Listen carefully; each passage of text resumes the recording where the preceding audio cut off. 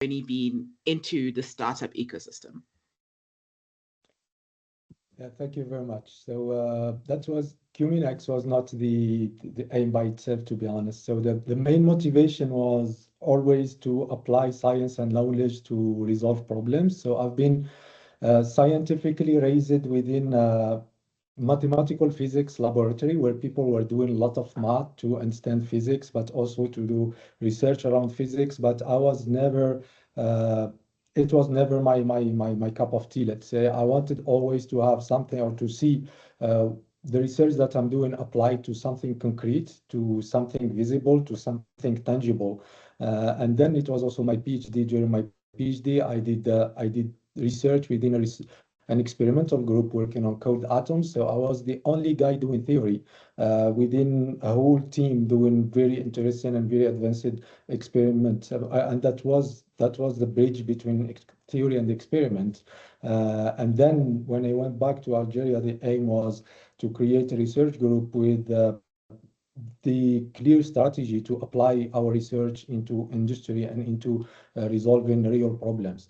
And then Cuminex was not, as I said, a goal by itself, but it was rather the result or the consequence of this research strategy. Because before Cuminex, the strategy was to try to build a team to develop quantum tools to be applied to real problems and to industry problems. It also has to be with the or has something to have with the nature of the research that we are doing. We are starting a new era. We are at the beginning of a new technology, and this gives us the opportunity to, let's say, participate in the development of this technology and development of this ecosystem around. So within our own group, Consortium Quantum Technologies, the aim was always to build a team which will be able to apply our knowledge and the technology that we are developing to some industry. And then the opportunity for Cuminex came, and we were able and we were ready to take that opportunity.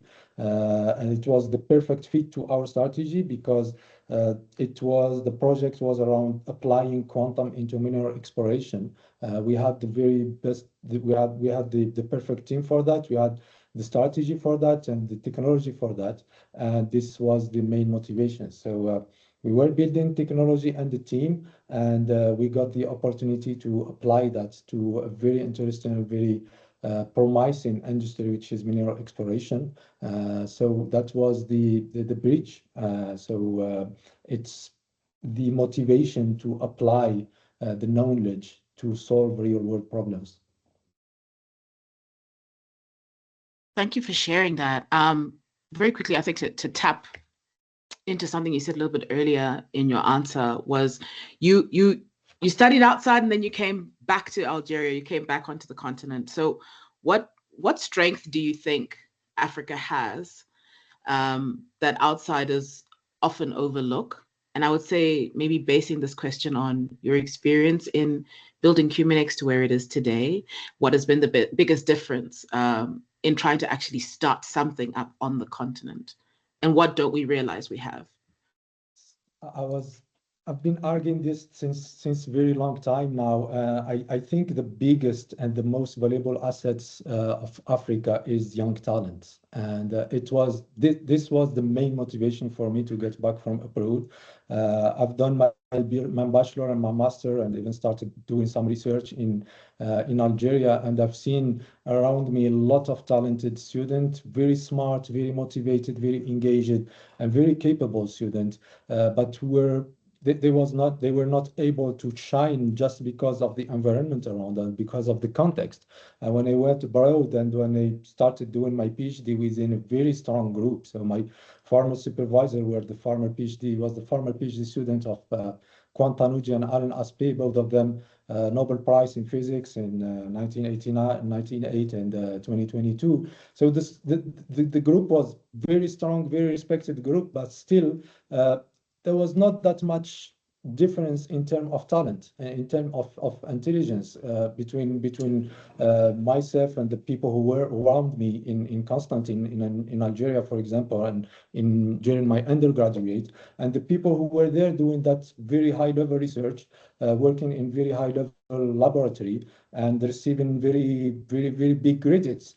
So when I was there, so after my PhD, I had the opportunity to do some postdocs, but the motivation was I need to go back and start to try to do the same thing that those people are doing here, creating a context for all the smart people and all the talented people we do have to shine and to be able to work properly, because this is the only thing which is missing for us, I think.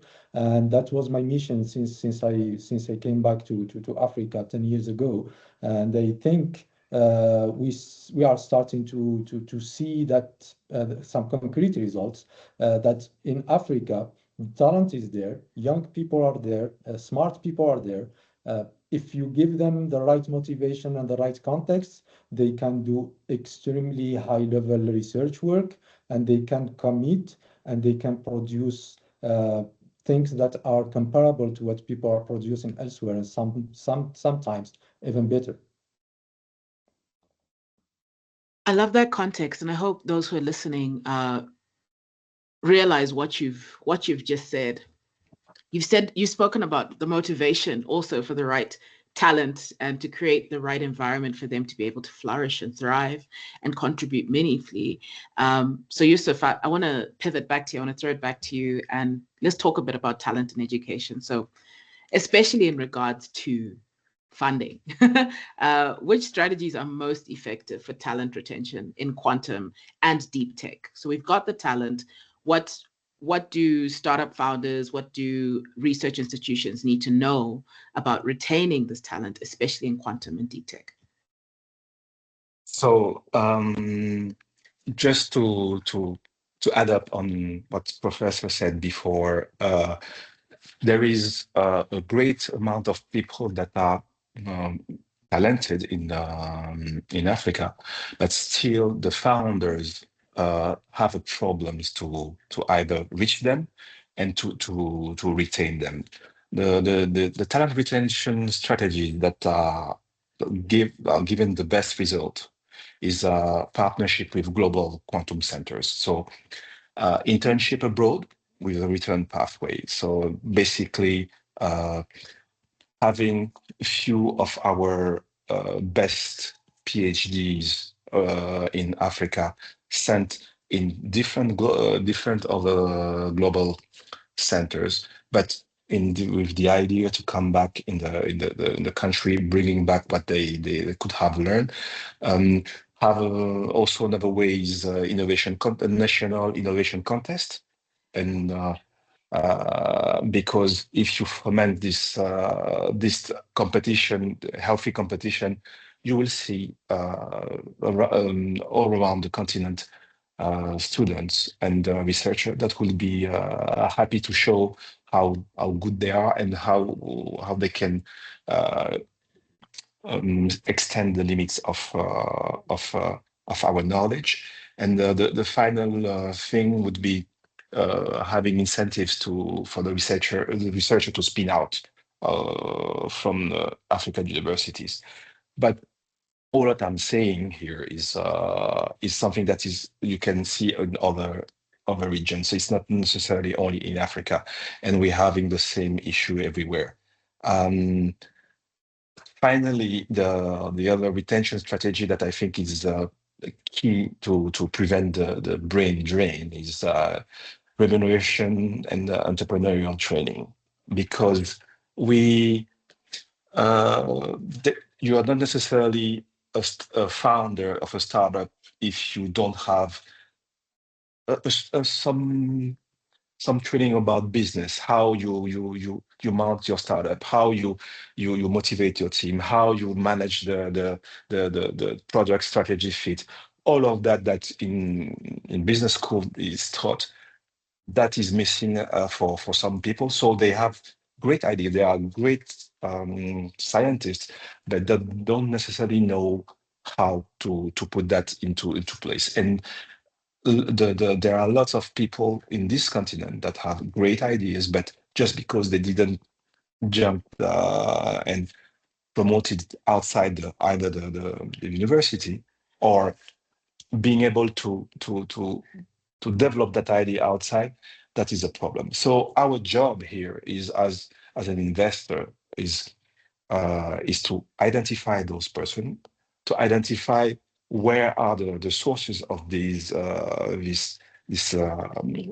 talent and promote them.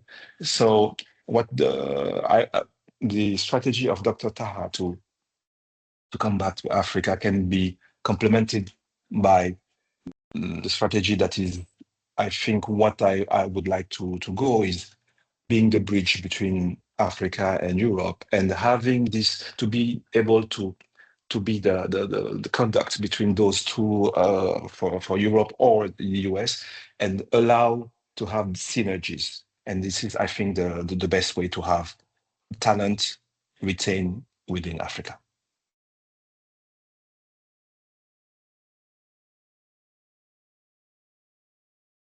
Thank you.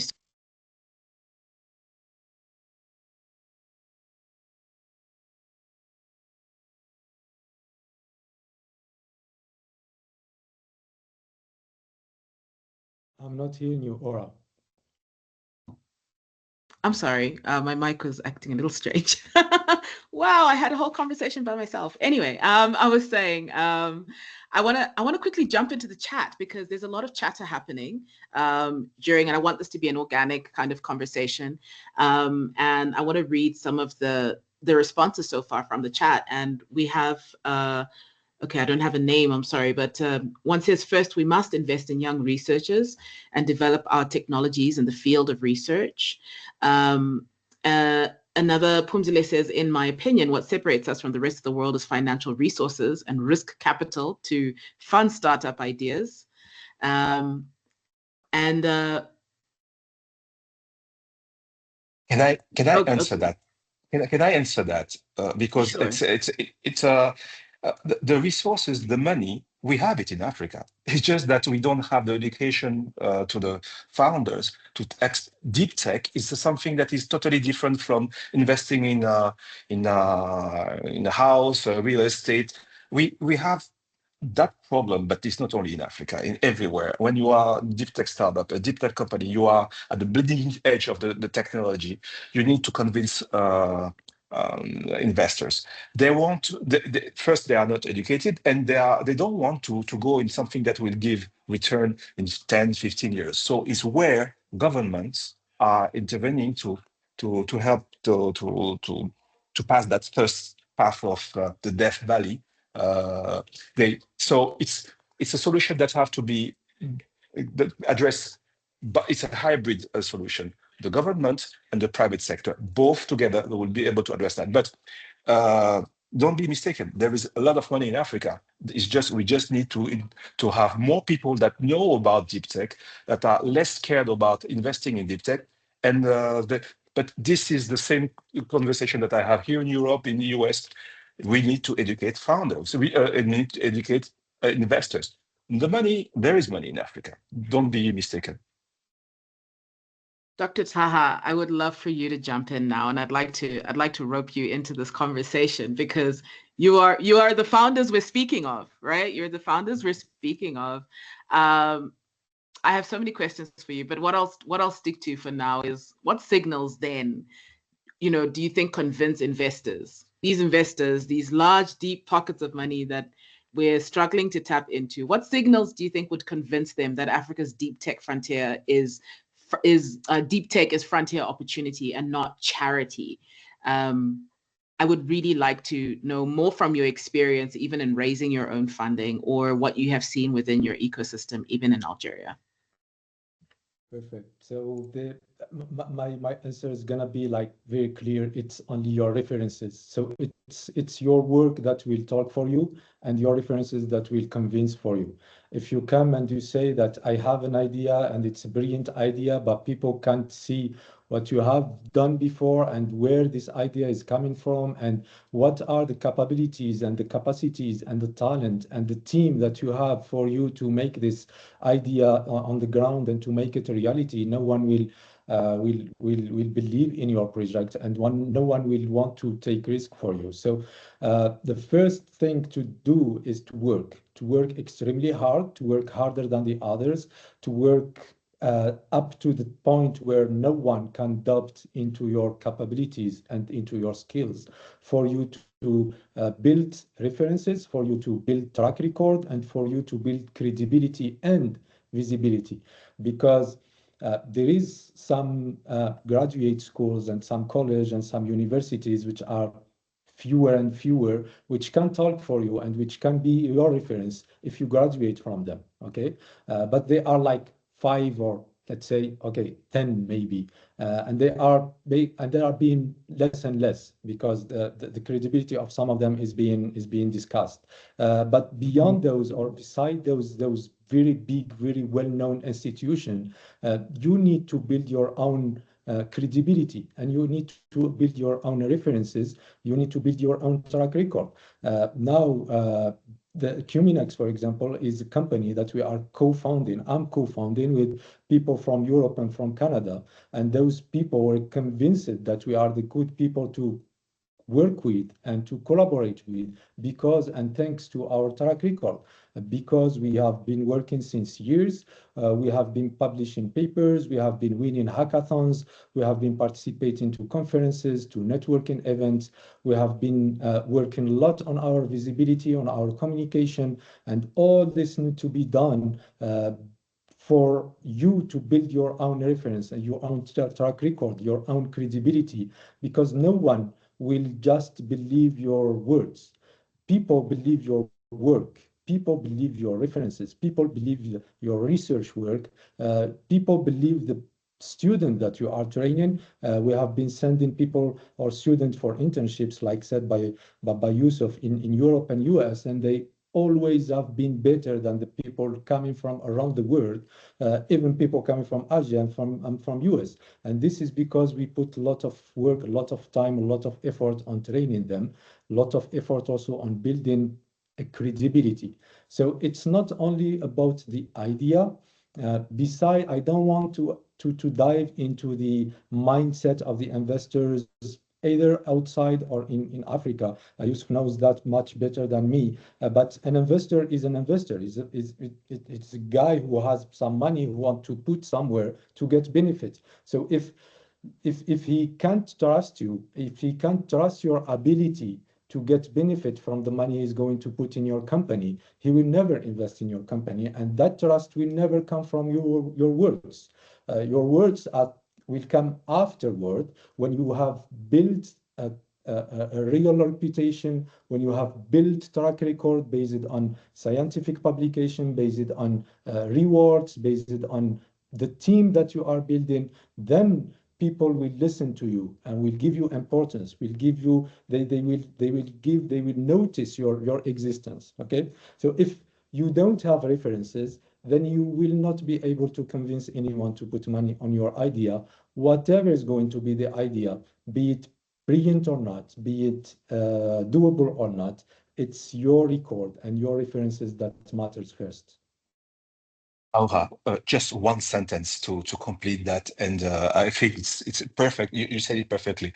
As an investor, I invest in a person. I don't invest in a product. I don't care because if the team is good and the product is bad, the team will realize that the product is bad and they will be able to pivot. But if the team is bad, and even if they have a great product, it will go south. So the team is the first thing I'm looking for when I invest. I don't necessarily care about the product because at the beginning we have wishful thinking. We think, yeah, we are the best in the world. Nobody will be able to do what we do. That is, you have no idea. So the team and to be able to identify, to listen to me. That is what I do. And also the big institution in Europe that I advise in, when they ask me which companies they should invest in, I first start by looking at the team. The team is essential. Their background, what they did, like exactly what said the Dr. Taha said, who they are. This is the most single important thing, the team. And then we talk about the product. Powerful. There's a question in the chat. I was going to come to you anyway, Yusuf, so I'm so glad you jumped in. There's a question in the chat.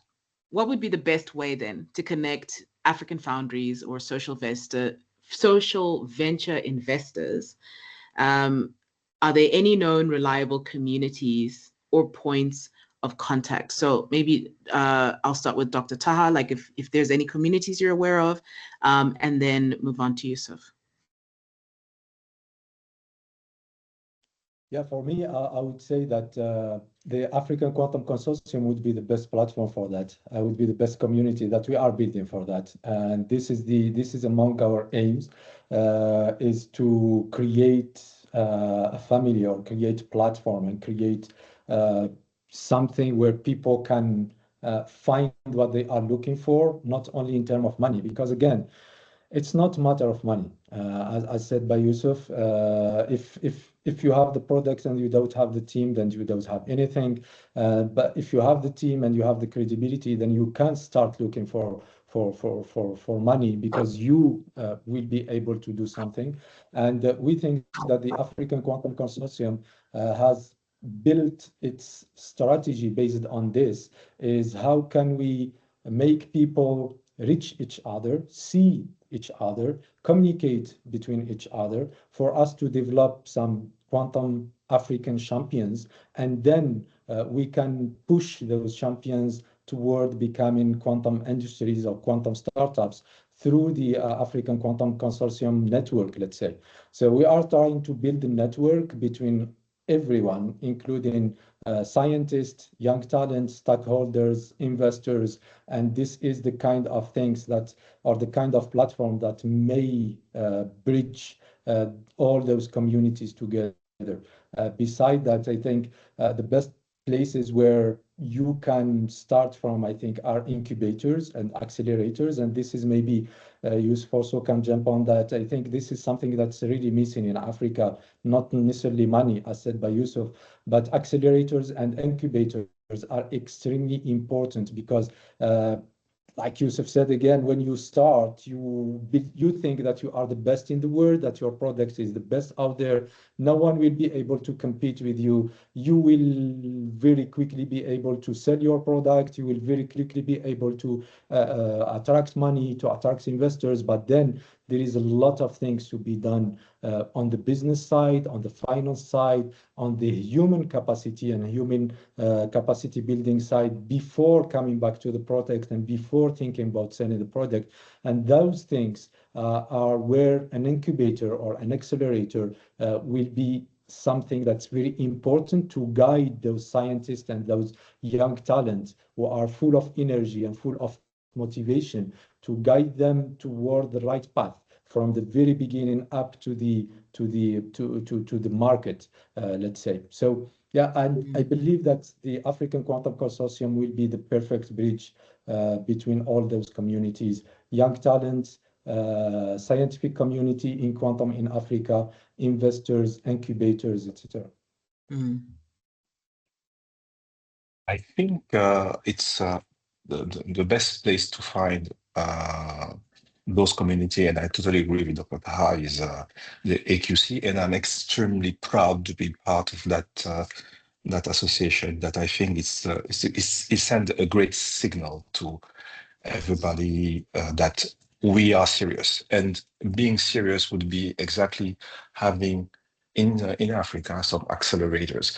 Maybe at the beginning we can need to have some support from well-known places where you have those incubators. I'm in contact with the QI Ventures, that is one of the company I invested in passed through their accelerator. It's a great place to start, but ultimately we will need to have people like Dr. Taha and others that are really good in their field, recognized in their fields, to set that up with the help of governments and private sector. I said at the beginning, it's a combined job. Here, only the private sector cannot do everything. We need to have the public sector, and it's what is done in Europe and US with a lot of more emphasis from the government, because maybe because you have more money that are at their disposal, but they also understood the risk that if they lose the race to the quantum, the first quantum computer capable of doing few things, it will be really hard for them. So it's sovereignty of the country that is at stake here. So the governments are understanding that and they're investing. So accelerators in Africa, yes, we need to have them, but first, what we would like is to be a one-stop shop. The AQC would be the one-stop shop for all the people that are involved into quantum, to have them redirect them. That is our objective. Fantastic. If you'll believe it or not, we've actually reached the end of our time for our panel. Time flies by when we're having so much fun. We're having so much fun. We do. And I would like to kind of wrap it up with the voice from the community, because that's what AQC cares about. We care about the community. And so I think the best closing remarks, if you'll allow me, my dear speakers, to allow our closing remarks to come from our community. There's two comments here that I really love. One from Yusuf El Radaf, who says, "We must remember it is not only about working hard. Quantum technology is not a defined field, but an upcoming one. One must work hard to be innovative. There is an opportunity to set what is defined as hard work." And Rosie says, to add to Yusuf's comment, "The field is not defined. Therefore, caution against techno-determinism from within the field can be an asset. The state of reactivity is rarely a wise place to work from in the larger scheme of what is possible. And what is possible is not always what is needed." I think those are very powerful closing statements. So I think that, thank you very much, Dr. Taha. Thank you so much, Yusuf, for sharing your insights. I think the community can agree that this was incredibly insightful. Farai, I'll hand the floor back to you. Thank you. Okay. Am I? Yeah, I am sounding. Thank you. This is time we will keep on spotlighting you and bring on Shreyas as well. I think he's going to share his plan with us today, but we just want to hear from him. He's a global operator, works at Accenture. And Shreyas, do we have you? Are you ready?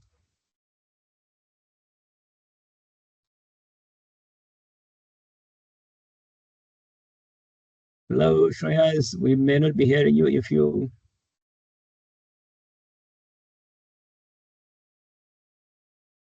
Okay. Maybe Shreyas is not yet ready for us. Then we will move on to Sierra. Oh, you're not yet audible. Not yet. Okay. Shreyas is here. Yes, Shreyas, we're ready for you. Not yet audible. Let's get you things to work.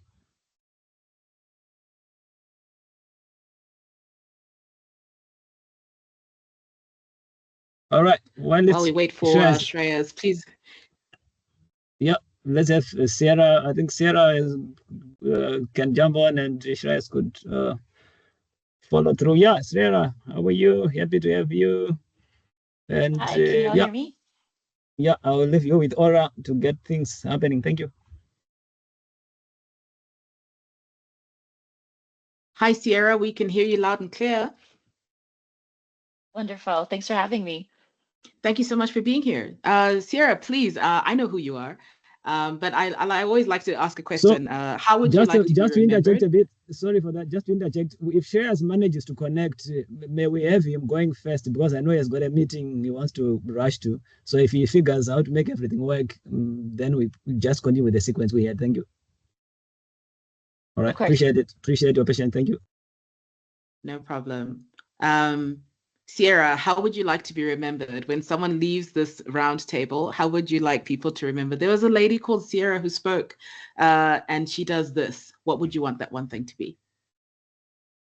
Great question. I would say the one thing I hope folks will remember from our conversation and just connecting with me today is that I am somebody who is all about commercialization within quantum and future technologies. And by commercialization, research, roadmap, revenue.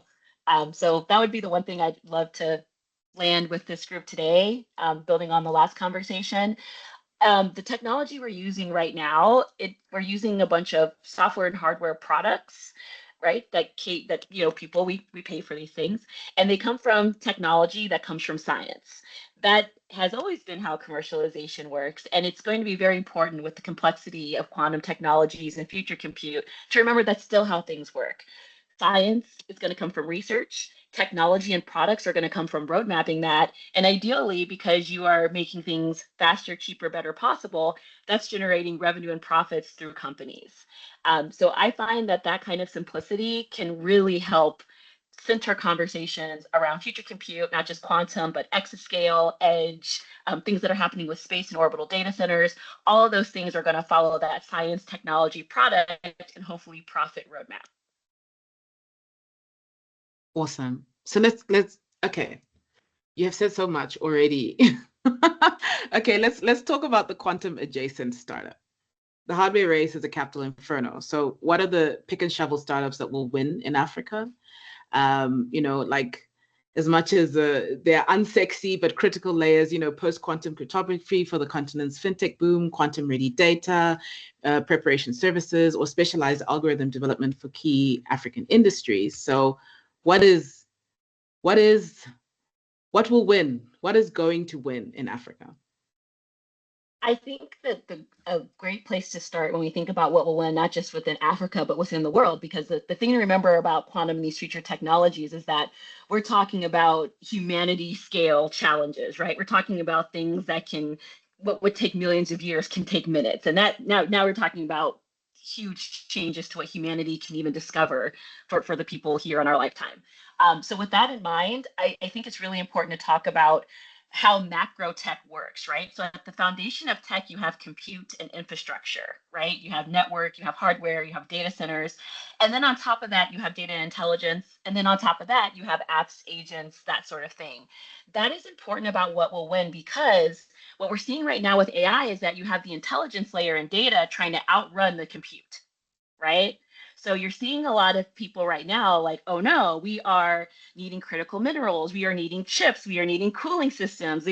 Some of you may have noticed that 5 or 6 months ago, cooling systems for data centers and all of that stuff, water resource management was considered climate tech in the West, but now they realize they need it for data centers to run AI, right? So I say all that to say that what is going to bring immediate value and what people want to hear about is how can you make what I've already invested in safe, stable, and how can I make good on these huge bets I've made with AI? And there's going to be a few ways you can do that with quantum, right? One thing that we are seeing that's one of those kind of picks and shovels sort of thing that lives at the algorithm machine learning level is around AI simulation and that sort of technology for parameter tuning. So can you lower the cost to serve? Can you lower the cost of care and feeding for AI? With AI being somewhat deterministic with these prompts, with language models, what can quantum simulate to help tighten up those models? So that's one thing that we're seeing that could be one of those things that help hedge these bets and open up the door for further quantum tech. But it looks like our other speaker is ready to go. So I'm happy to hand it over to him and we can Awesome. resume this. Fantastic. No, Thank you. You can just hand over, talk, and let's go. You can finish that one. Keep going. Yeah. Thank you. Okay. Were you done with your thought? Yeah, so that's one sort of example about what will win in the near term. Obviously, I think the longer term, we have to start thinking about that tech stack. We have to innovate up, down, and across it. So for example, with quantum technologies, you can have highly precise data and all the sensors, but that becomes dark data if you don't have high performance compute. And then when you think about devices that can handle this sort of thing with quantum information science and algorithms and annealing, if you want to do that at scale, you're going to need to start thinking about devices and edge compute. So I think those are the things that really think about convergence and also start with a problem people actually want to solve, a problem people actually have, and not be a solution looking for a problem. Not lead with the tech, but lead with the value. Amazing. I'm getting a few questions to say you didn't actually introduce yourself. So would you mind introducing yourself? Like they're like, this is great, but like, who are you? So would you mind introducing yourself? Yes, my name is Sierra Klaus. I'm a founding partner at Barklow Venture Studio. We are part of the Qubits Ventures family. For all you folks who might know Nardo, Manaloto, and the Qubits folks, we are part of their Fund 2 strategy to commercialize future compute and future intelligence through a series of venture studios around the world. And so we're focused here in the Pacific Northwest. I'm former Microsoft, Xbox, EY, Cardinal Health, all of that good stuff. Did stint in a blockchain startup doing global ecosystem.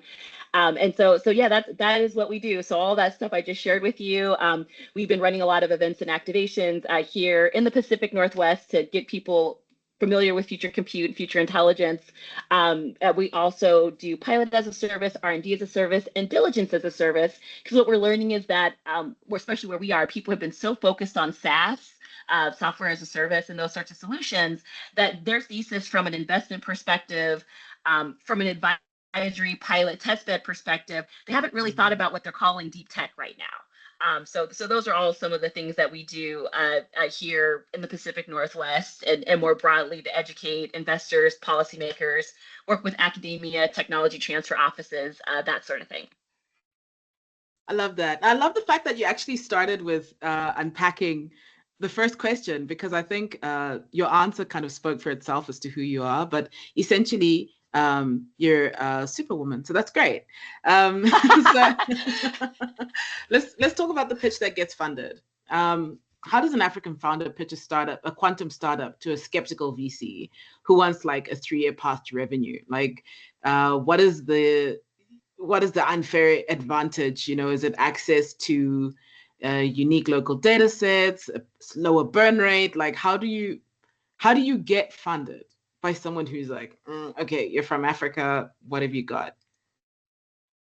Well, I think it's a great question. I think first, you have to kind of tap into that idea of the coalition of the willing and what's in it for me, right? So this is why I say lead with value and not tech. Because sometimes when you lead with the tech, you immediately lose people. As soon as you say quantum, people are thinking of the chip, the computer, Q-Day. I don't do deep tech. That's out of thesis for me. But if you, for example, were to start with this idea of like, hey, I noticed that there's all of this like data, to your point about data, right? Data is still very valuable, right?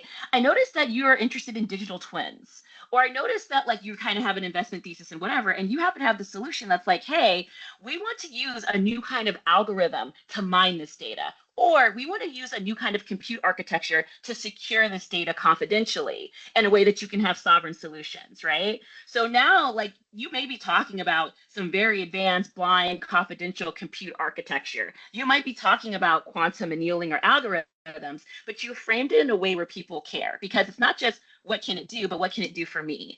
A lot of you are probably seeing in the news right now about IBM and their big HBSC like breakthrough around the bond markets, right? That's a great example. The people in the financial sector, the Wall Street folks, the Goldman folks who are getting that news today, they wrote off IBM and quantum computing, and they'll say, like, we'll look at the stock price.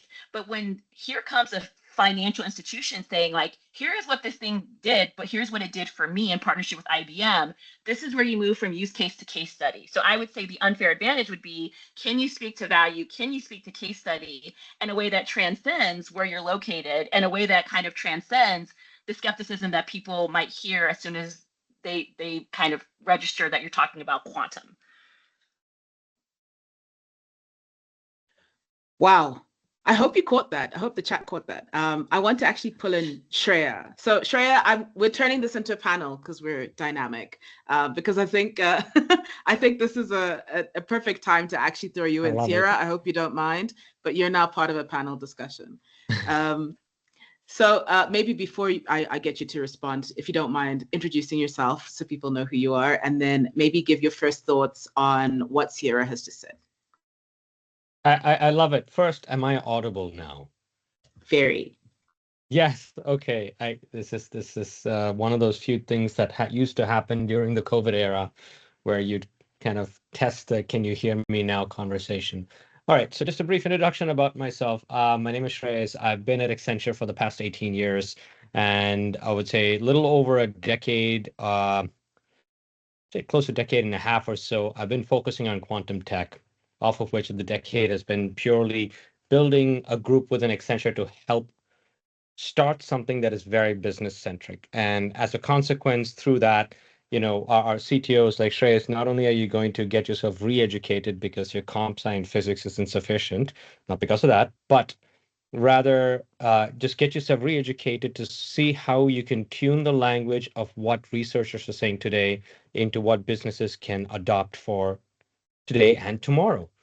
And through that, MIT was gracious enough to offer a series of programs for me, and I was greatly indebted to them.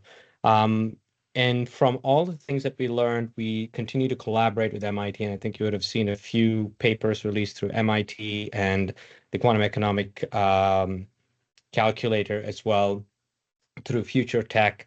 In addition, over the past 3 years or so, we've been focusing and helping build the quantum economy network through the World Economic Forum. And thankfully, that's how I got a chance to meet Farai over here. And so very grateful to have met him. And over the course of this period and also teaching at a few universities, we've grown to start thinking, the quantum isn't a lab purchase. It's a value path. So when Sierra mentioned that, I can only echo what she says. And she's the most eloquent speaker that I've come across in a very short amount of time to have articulated this. So there's nothing more to add on that one. There's obviously nuances to, you can do optimizations that you can run today, and you could definitely jump into the whole steal now, decrypt later. More cautious people would call it harvest now, decrypt later. And apply certain techs behind the scenes, classical algorithms to protect yourself with further enabling it through a more quantum enabled infrastructure behind the scenes. And our group with double digit people that we have, high double digit people that we have within the immediate payroll and the entirety of Accenture, which if you see the most recent earnings statement yesterday from Julie Sweet, it was close to 71,000 to 77,000 data and AI people across an 800,000 group company that is Accenture. So there's quite a lot to talk about, and always, keep in mind, I'm going to reiterate this thing. It's a quantum business stance first, business outcomes first, being technology agnostic and security by design. This is a quick opener, I would say. Okay. So, am I still on? Okay. Can you hear me? Okay, it's just test that. I feel like that's going to be the theme for today. Can you hear me now? Can you hear us at AQC? So my question then to you is, let's talk about the day one use case. So let's forget 10-year roadmaps. Like, what's the single most compelling quantum-inspired optimization problem an African enterprise can tackle this year using currently available classical or hybrid methods? And if you could give us like some kind of a concrete example, and maybe like the expected 5 to 10% efficiency gain that makes it like a no-brainer. I'd love to. And what I can share is a couple of examples, right? So we did a piece of work for vertical farming. I think vertical farming is a very important topic for Africa in general. Imagine having an enclosed ecosystem that grows anything and everything you want. Yes, it is power hungry, but can it be optimized? Now, the simple optimization tax that goes behind it could be run with the philosophy, with the mindset of having a quantum inspired algorithm behind the scenes. but keeping in mind that when we talk about quantum inspired, it's a classical processor that runs through the stuff. That includes GPU, CPU combinations. You could formulate such a problem as as a PUBO or a QUBO or a mixed integer problem that can be solved using quantum inspired heuristics or other techniques like LNS, Taboo, Grasp, you name it, on the cloud that is readily available. And from my understanding, all the hyperscalers are fully engaged in Africa, and so everybody should be able to tap into that. Some of the instances in the scenario over here, you do have the potential to see that 5 to 8% gain that you're alluding to in terms of minimizing, say, the level of water content or the electricity usage that you're going to have per square foot of whatever that you're trying to output behind the scenes, or in terms of growth of the number of produce that you want to create behind the scenes. All of those things are definitely in play. I mean, that is to me, that's a very important use case, as I think in order to live, you need sustenance. And in order to have sustenance in a closed environment is going to be very important, especially in countries where it's not in abundance. Sierra, would you like to jump in on that? You're on mute. Yeah, I Nope, still think along with that, I'm still on mute. No, you're good now. Okay. Yeah, I would say along with that, this whole AIQ, like AI, artificial intelligence, quantum thing, annealing algorithm, that sort of thing. I mean, I think about, so my background originally was in supply chain and logistics, right? And you think about optimization, but when you think about, I kind of think about this idea of like next gen forecasting, right? More broadly. So there's definitely vertical farming, but like, let's zoom out. There are so many things that need some form of projection that we now can, with AI and quantum, not just project, but we can actually add even a confidence interval to it, right? We can add these more dynamic if-thens because quantum by nature in this way is kind of more exploratory than deterministic. I remember like being in school for supply chain optimization type stuff, and this was like very support vector machine learning, like all the way back before you could get all these variables for a proper quantum simulation.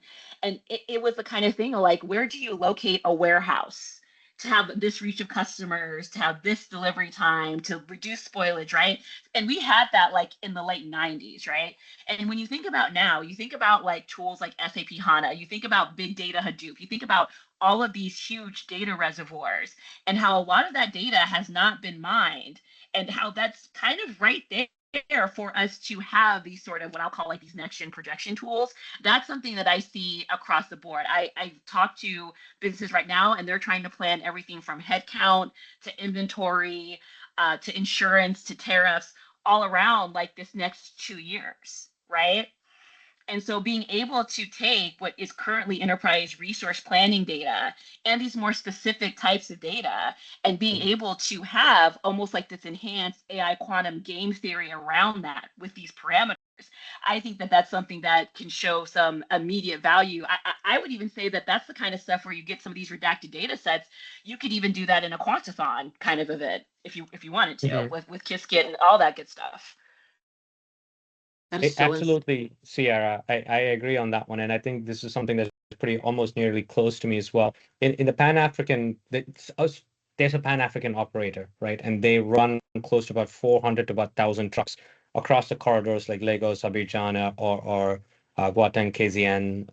And the idea is that you've got to optimize on the time windows deliveries, axle limits, rolls, the different tolls, driver hours, cross dock, umpteen different things, right?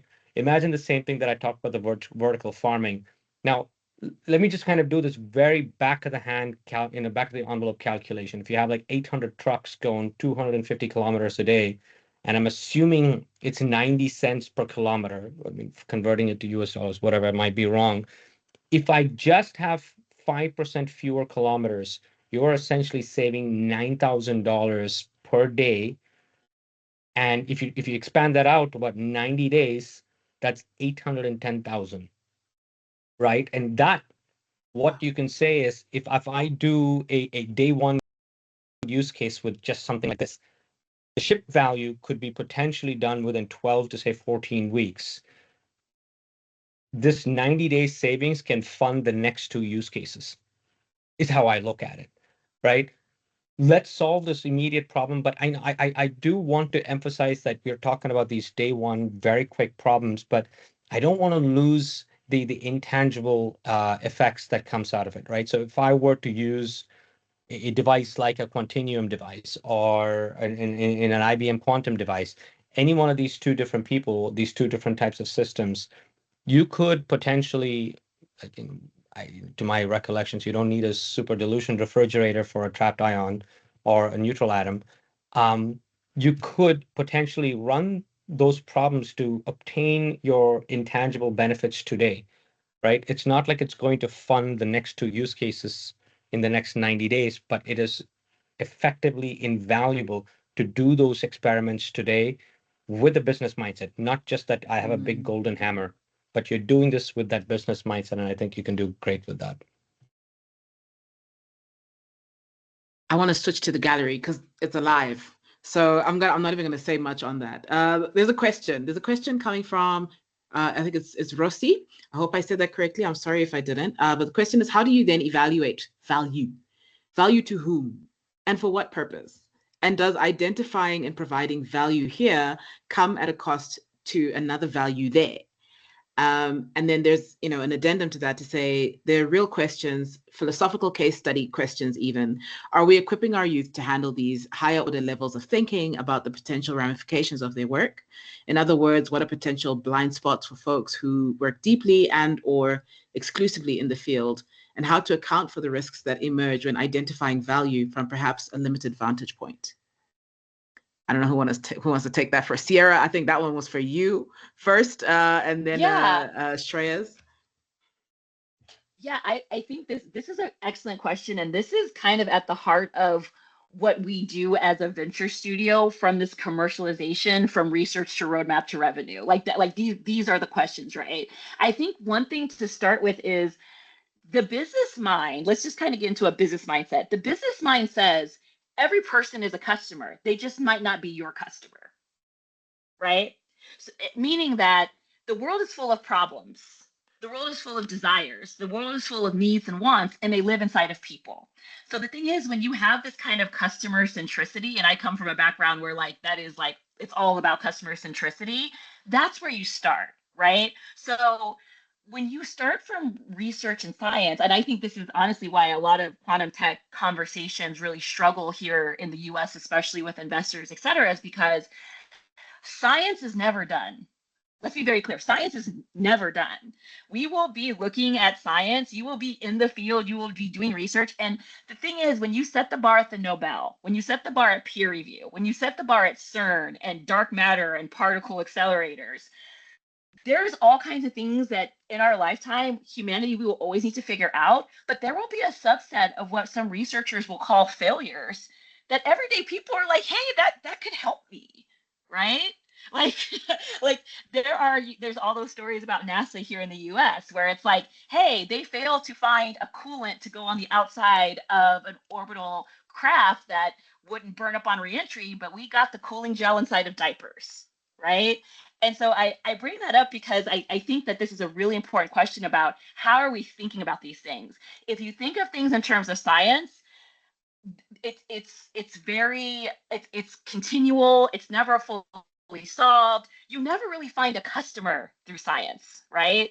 But when you start thinking in terms of applied science, that's engineering, and then you start thinking engineering in terms of those products, you could think of it that way. But the better way to think about it is look at all the problems in the world, right? And then you can start quantifying and qualifying who has that problem. So I guess the short answer would be evaluate value. Who has this problem? How big is this problem? How often do they have this problem? How much will they pay to fix this problem? Or for this desire, for this need, for this want or this advantage, what are people willing to pay? And can you deliver it to them with the ways, means, and technology that you've learned from science in the products you've made from it. So I know that's a long-winded answer, but I wanted to kind of walk through the thinking process because I can't answer the question about equipping youth, but the thought process I just laid out, I think that's the much better way to think about it. When you go right into the field for technical and experience and professional credential reasons, you have to focus on that. But then you lose focus on the customer. Then you lose focus on people. And I'm telling you, people are full of problems. They're full of needs and wants. Shreyas, do you agree? I cannot disagree. This is perfect. There's no holes in what she's saying. We are bounded by value.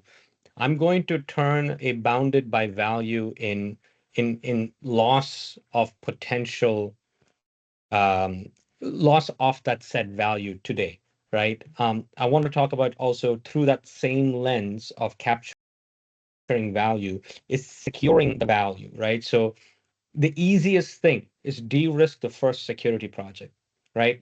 Like let's just hypothesize, right? Let's talk about a starter pack, right? Something, a barrier to entry less than $100,000.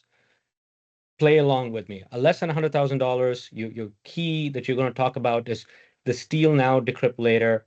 It's a genuine business risk, right? Today, if you want to remain your information confidential with the speed at which these quantum computers can do something, can truly do some damage, you got to move PQC first, right? Like you got to go get that stuff out of the way. Like do 3 to 4 weeks. Try to figure out, map out where your RSAs, your ECC lies, your TLS APIs, data sets, all of that stuff. Provide that crypto bill of materials, your CBOM. 3 to 4 weeks. You're not going to spend a lot of time with that. Think about 20 to 30K, right? Then let's talk about like some kind of a hybrid TLS where, like, say you have something like a QSecure or something that comes in and says, here, we're going to enable this key exchange signatures that's PQC, that's classical on one of these external surfaces for a customer mobile or an API gateway for finance, whatever you want to talk about, right? Just single instance. You then build that agility guardrails behind the scenes. Spend about 2 weeks on that. The hybrid TLS spend about 4 to 6 weeks. You're talking about 2.5 months. Walk away with something that is less than $100,000.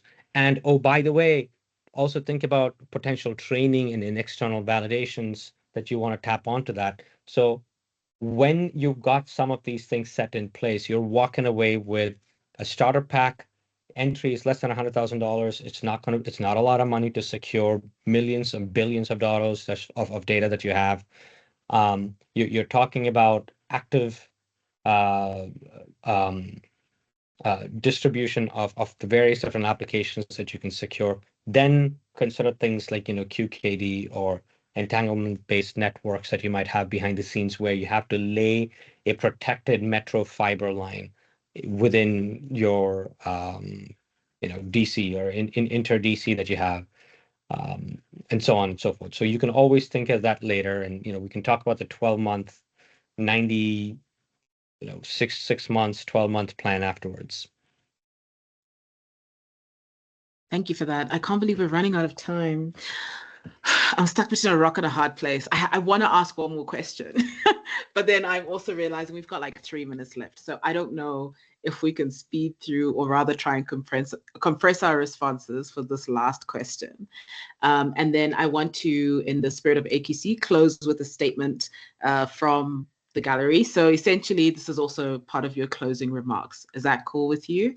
Our impromptu panel? Okay, so it's clear to understand that capital and code just aren't enough if founders can't sell what people don't understand. Beyond an angel syndicate or a cloud credit pool, what is the most catalytic action to prime the market? Sierra. I'll go first. So I'm not sure if many of you heard about ProSci. I'm a ProSci certified change manager. I'm ad-carring people. I'm pro-sciing people, whether they realize it all the time. And I think that's the answer, right? It's the idea of awareness, that desire, but we really have to make this more accessible to folks. I'll give just a quick sort of thing that I'm working on for AI Week that I'm speaking at here in Seattle. Maybe you guys have heard of the STAR technique for interviews, where you talk about situation, task, action, result. I'm a firm believer in the STAR technique for when we talk about innovation in these statements. So the statement that we can use these quantum algorithms and all of that to reduce costs, increase speed, et cetera, right? Transparency. Where are you getting that from? Right? I shared the Q case studies. There's data, Accenture, so many people have published paper. Be transparent. Make it accessible. Tell people, here's where you can do your own research on this. Don't take it from me. Ask GPT, go online. And then the final R is readiness. Talk about whatever you're talking about. When will that be ready for somebody to buy, use, or invest in? So that's how I'd say it is. We need to start structuring things when we talk about innovation, something people aren't used to. I'll put it here in the chat.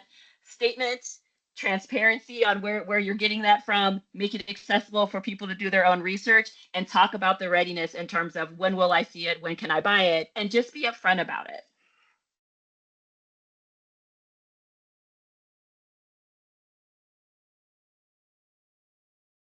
Shreyas?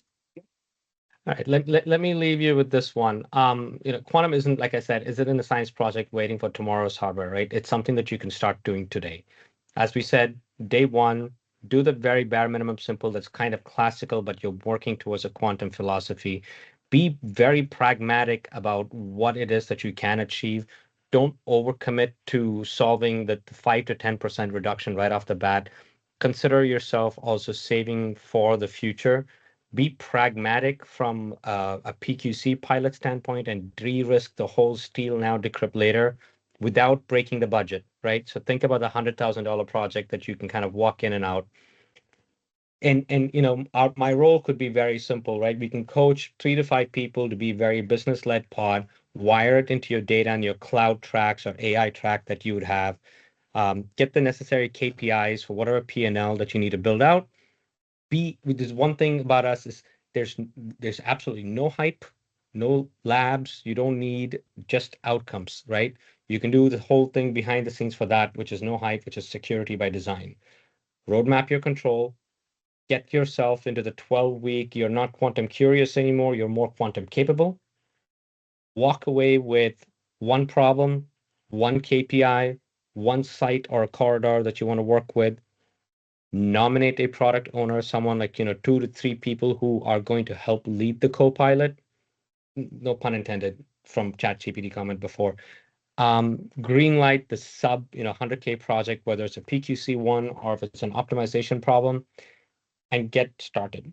It's always the first step that is the hardest, right? No matter what you do, you plan a vacation, you're always going to be planning that one vacation until you book the flight. Right? You've got to whip out the credit card and book that flight, because until then it's, hey, I'm going to go on a safari. I'm going to go see the water. It's always talk. Get the 3 to 5 people, get the small budget approved, start moving this thing forward, because until then, the rest of the team will not come in. It'll just continue to be a lot of noise behind the scenes. Epic. What an epic way to end this panel. Sierra, you wanted to add something? Sprinkle a little salt in there? No? I thought your mic came on. No, I'm just typing what I shared in the chat here. Awesome. Thank you. So, in the spirit of AQC, I'm going to close with a comment from the chat. Ooh, I love Nelson Mandela's quote, by the way. I'm sorry. I'm reading The Long Walk to Freedom, and that is the one quote that always sticks to me. It always seems impossible until it's done. Yes, that is epic. And that's from Pumzile. Thank you for throwing that in there, Pumzile. That is awesome. So I hope your chat, because as you can see, I will actually be sharing your thoughts, because what you say matters. So chat, please activate. I see you. Oh, I lost it. Where did it go? Okay, I think this is it. So we'll come in again from, I think it's Yusuf. I genuinely cannot express how much I agree with these statements. Quantum technology does not require highly, oh no, sorry. A new message came in and I lost my There it is. Okay. Quantum technology does not require a highly advanced billion-dollar company. This is what I meant earlier by innovation. Africa has an opportunity to do what Taiwan did with semiconductors. If we are to genuinely foster an environment that harnesses quantum education, we can collectively tackle the biggest problem of quantum tech, most of which money does not solve. An example, open quantum systems or dissipative-based QC that harnesses entanglement to their advantage. The problem isn't money, the problem is the scientific background and the risk. These are not expensive to build, but rather too hard to tackle, that it is easier to spend billions than spend the resources, human resources needed to realize them. And this is the exact resource that we have. So I think it still builds on what has been said, and I'm really, really grateful. Thank you for being so flexible and allowing us to turn this into a panel discussion. Thank you so much for your time. Thank you. I'm going to hand the floor over to Temi Tope. Temi, I hope you're ready, who will also then introduce our next panel discussion.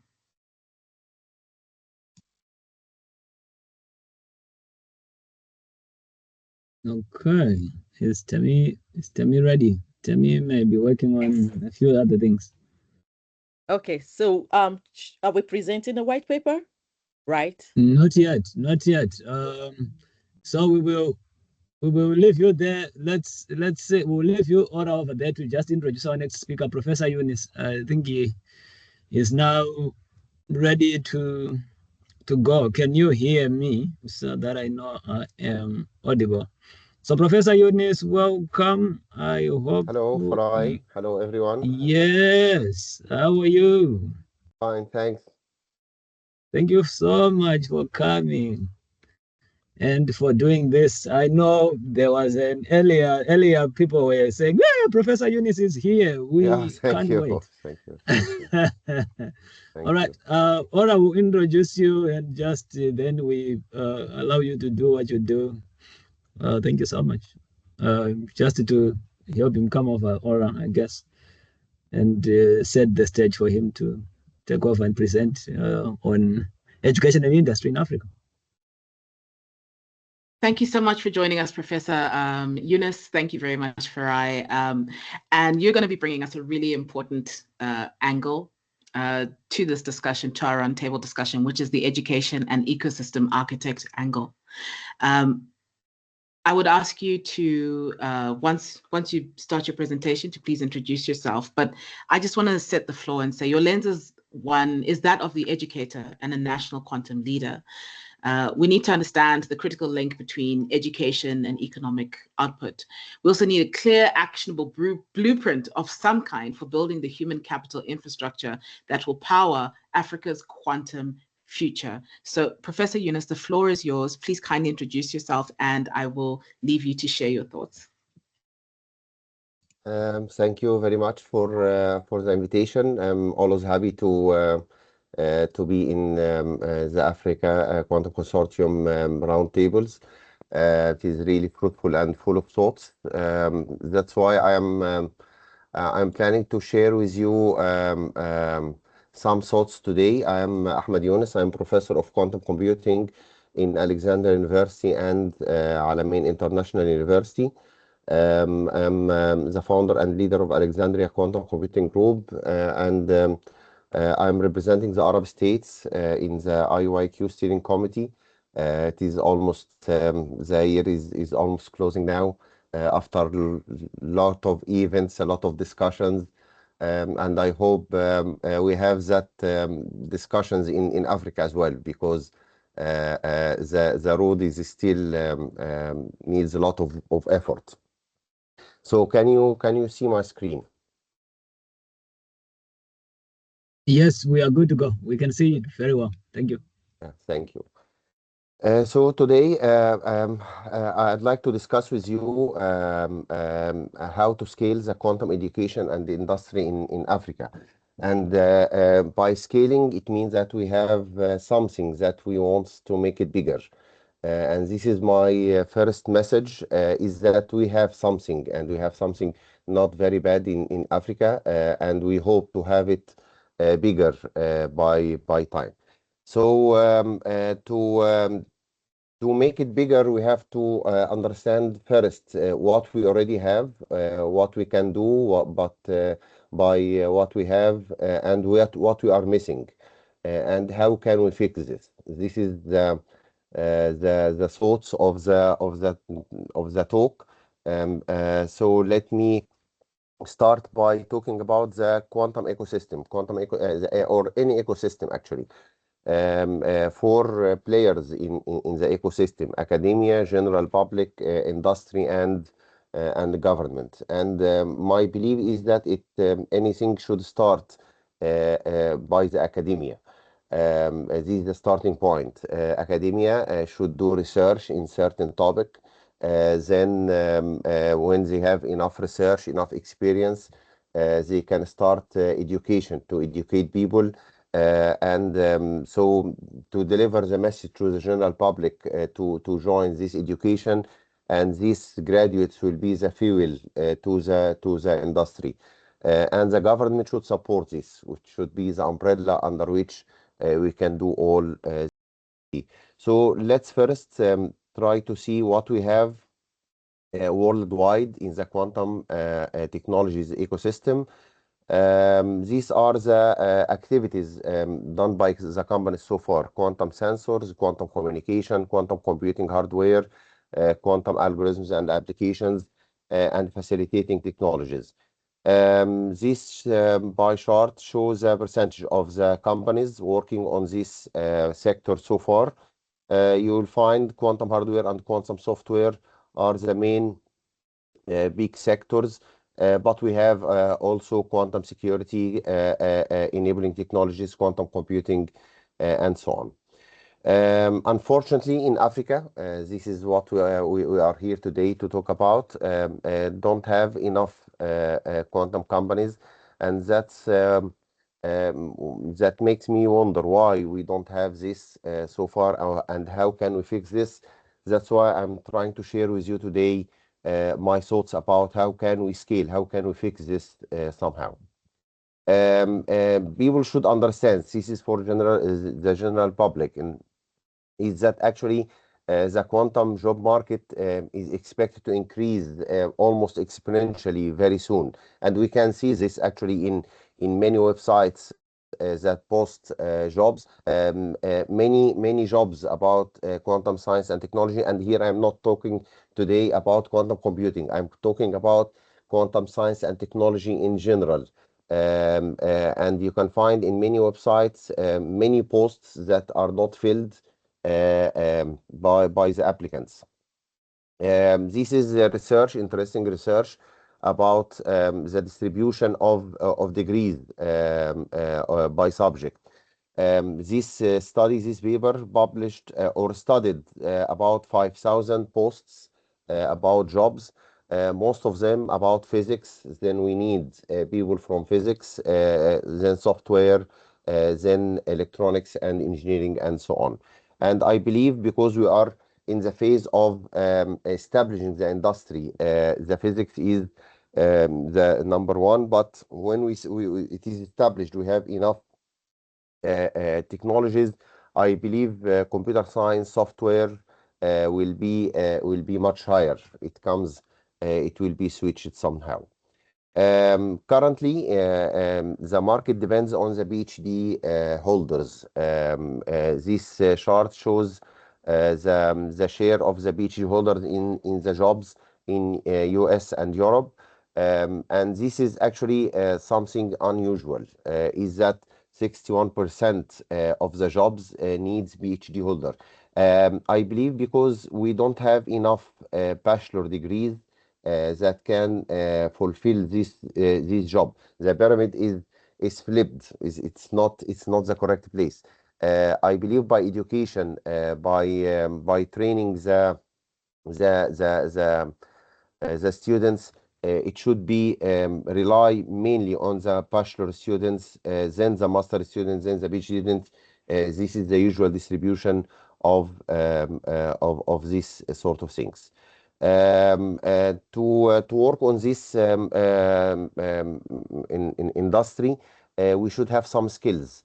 In Africa, we have most of them, but we lack some of them as well. For example, we need material, data science, coding skills, laboratory experience, and all these sort of things. In Africa, actually, we can provide physics, chemistry, by through physics and chemistry, we can provide data analysis materials. We can provide all the skills actually, except for the laboratory experience, and I'm going to explain why we lack this skill until now. This map shows the quantum effort, the public funding through the world. Unfortunately, again, we are missing maybe South Africa in Africa is doing some fund in this, but we don't have announced public in any African countries so far. To understand what is the problem and how can we fix it, this map actually shows the landscape of quantum science and technology research in Africa based on the scholar outputs of applications by the African people during 2022 to 2025. The source of this analysis or this data is the Cyval. This is the analytical tool of Scopus. Actually, this picture is really interesting because okay, all these research outputs are done in African countries, but these numbers in other countries shows the contribution of the African people with these countries. So we have a lot of contributions with other countries. So we have in Africa the continent has a lot of skills. Actually, maybe they are not only in Africa, they are distributed. So we are sharing somehow with other countries what we have. To understand what is the problem, actually, I'd like to just quickly explain how the topic and topic cluster distribution in Cyval works. In Cyval, you can find 33 topic clusters related to quantum science and technology, and these 33 topic clusters are then expanded to 1,795 topics. Just remember these numbers because it is important. So in Scopus, and this is dynamic by time, but during 2022 to 2025, you can find 33 topic clusters related to quantum science and technology in Cyval, and every topic is expanded to some, every topic cluster, sorry, is expanded to some other topic. So, for example, the topic cluster quantum information and optical state manipulation, you will find this topic cluster includes 142 topics. So these are some of the 142 because the screen will not be enough to show this. Some topics can appear in more than one topic cluster. For example, this topic appear in 3 different topic clusters. Before I show you the next slide, I'd like to just to understand what I'm talking about. I'll show you this data, and I'm glad if anyone interested to share this data with anyone or show him how to get it. So these are topic clusters worldwide in quantum science and technology. Can you see the data? Yes, we can. Yes. Yeah, we get. So these are the 33 topic clusters that cover all topic clusters in quantum science and technology. I will not say them one by one. I'm just giving you the idea about what I'm going to talk about. So these are the 33 topic clusters. And here we have 1,795 topics. I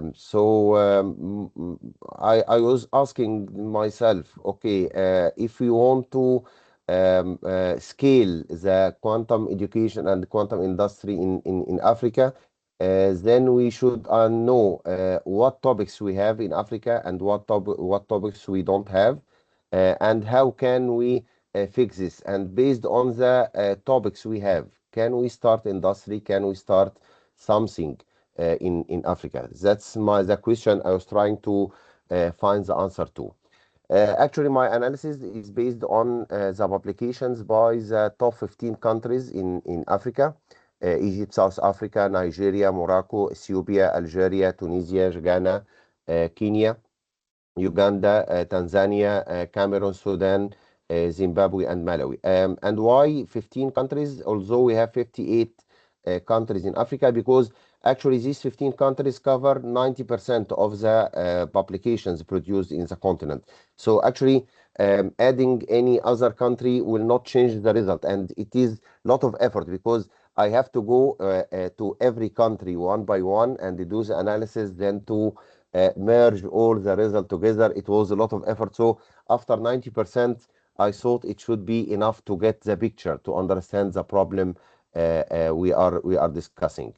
After collecting all the data from all these 15 countries, you can find that, for example, Egypt, the research in Egypt covers the 33 topics, which is very good. They are all 33 topics in quantum science and technology. South Africa 33, Nigeria 33, and so on. So, for example, Sudan has only 20 topics out of the 33 topics, which is okay, very good. We have some countries that cover all the topic clusters in quantum science and technology. But wait, we have to go deeper. We have to go to the details to understand where is the problem. For example, Egypt has 349 topics only out of the 1,795 topics. So we are missing a lot of topics in Egypt. We are covering all topic clusters, but inside the topic cluster, we are not covering all the topics.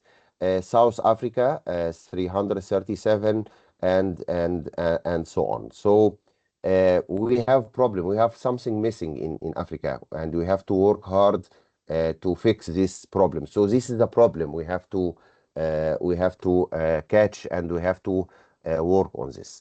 But as a continent, we have something different, because when we study the continent, we don't add this number in algebraic way, because many common topics in many different countries. So knowing these topics in Africa, actually you can see in this wheel chart, this is the topics in the world, and this is the topics in Africa. We have all the topics, the topic cluster. We have all the topic cluster, and we are focusing actually in some of these topic clusters. We are putting all our effort in certain topic clusters, and that's why you can find this much bigger. When you analyze the topic wheel, you will find that, okay, this is the topics in Africa, and we are missing a lot of topics. No publications, actually, no output in these topics. But if we work as a continent, if we work, so we need each other, actually. If we want to do something in quantum science and technology, we need each other. Because as a continent, we have 796 topics out of the 1,795. And just not to be harsh on Africa, actually no country covers the 1,795.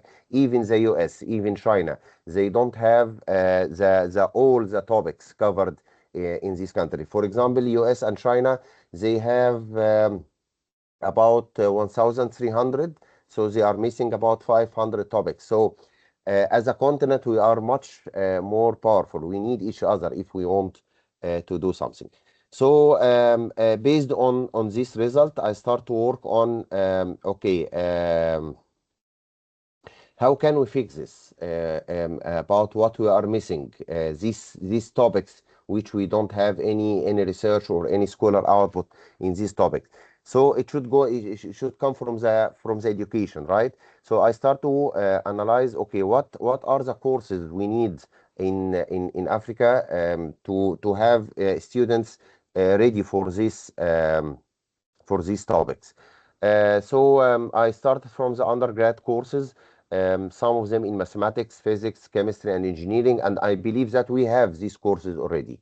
These are not unusual courses. in any undergrad degree in physics or chemistry or computer or mathematics.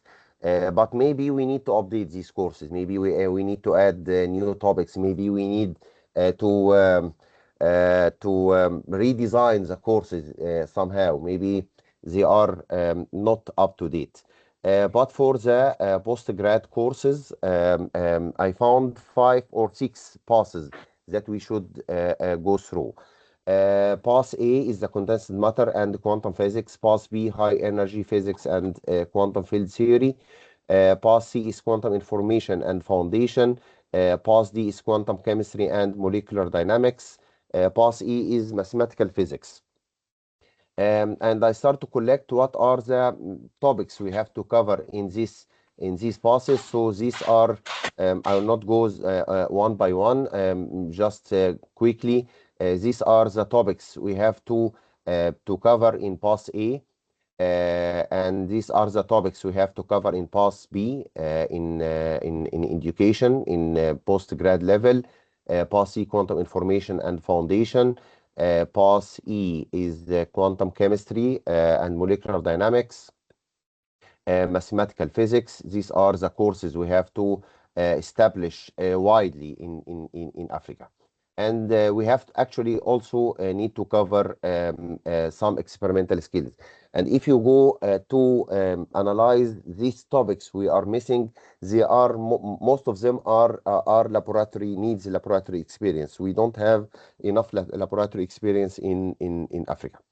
What are these passes? So, for example, these are the topics we are. Some of them, just for example. So if you want to go to this topic, you have to follow pass A. If you want to follow this topic, topological phases, you have to go through pass A and pass E and so on. So now we know we need to take some actions after that, right? We have this is a problem we have, and this is how to solve it. But based on what we already have, are we in a good state or in a bad state? Actually, based on the topics we have in Africa, we can establish industry. Actually, if anyone interested to build industry, Just to remind you to wrap up, Prof. Thank you. I know it's beautiful. I was saying just to remind you to wrap up if you were getting there. Thank you. How much time do I have? We'll squeeze in for 4 minutes to just wrap it up. Okay, so just in the message, actually, we have lot of ready industries, cluster 1, cluster 2, energy and harvesting storage. So I'll just go quickly. Cluster 1 is quantum technology and computing. We have this industry, advanced materials and nanotechnology. Cluster 3, energy harvesting and storage. Cluster 4, pharmaceutical development and biotechnology. Cluster 5, we have information and communication technology, but we have missing industry as well. Based on the topics we don't have, this is industries we cannot start. Don't look to the titles, look to the details, because you will find the same titles to the ready industries, but some of in the details we are missing. We cannot start this right away until we fix. So actually we have to go in parallel through the ready industry and to fix the topics we don't have. So these are the topics, the industries we are missing. So this can be solved through education. Quickly, in Egypt, not in Egypt, before this. This is a proposed BCT degree I was working on. It is not adopted by any university yet. If anyone is interested, I can share this curriculum with him. This is a BSc degree, hypothetical BSc degree of 4 years about quantum science and technology with all the courses we have.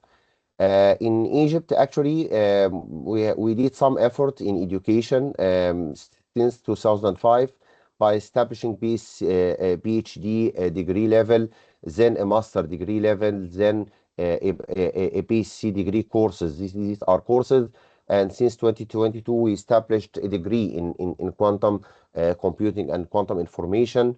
professional master. And we are working now to establish a master. It is not ready yet, but it is. We need approval from the Supreme Council. It is just a process to establish this degree in Alamein International University. This is a master degree we are planning to do. I don't want to take much time, so I'd like to thank you very much for the invitation, and if you have any question. Yeah, if there are any questions from the floor, please let us know. I guess, Ora, if there are any questions that stood out, so that we have that last community contribution, would appreciate, and just give Professor Younes a moment to respond to the most important ones. Thank you. I know there's an ask of slides. We're going to share the video at the end of the meeting. So yeah, Ora, thank you. Yes, it's mostly request for the slides. Mostly request for the slides. Yeah, sure. Yeah, I will send it to Farai, and then he can share it with.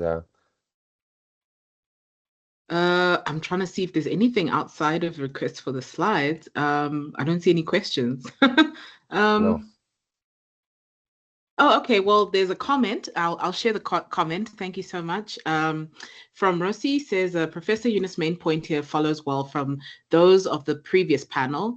It sounds like advanced attention and investment needs to take place in the infrastructures that will allow quantum technologies as it is now to meet the market, so to speak, where it is. But not just the market, also the environment necessary for educating ourselves into the future, while also simultaneously building it. Yeah, actually, this is the message I'm trying to show in my slides, and actually, we are ready. If any investment, we are ready for investment. We have enough skills in Africa to establish a lot of industries. This is what I'm trying to say in this slide. But we have to work in parallel to get the topics which we don't have. Then we go in parallel, and this will build the ecosystem in a correct way. And just one quick one. Thank you so much. Just to come in there, just one quick one. What role do you foresee the consortium playing in helping you to achieve those goals that you are nominating here? Like, just so that we, with that clear marching order in terms of what does the AQC has to do, and how do you position it in that framework of things that you talked about? Thank you. I will forward this question to Faraj. we are here for this, right? Actually, this is my first time to show these results, and the best place to show these results is in the Africa Quantum Consortium. We are working this for a long time now, and we are putting strategies and we are putting plans to make this ready for the government and for the investors.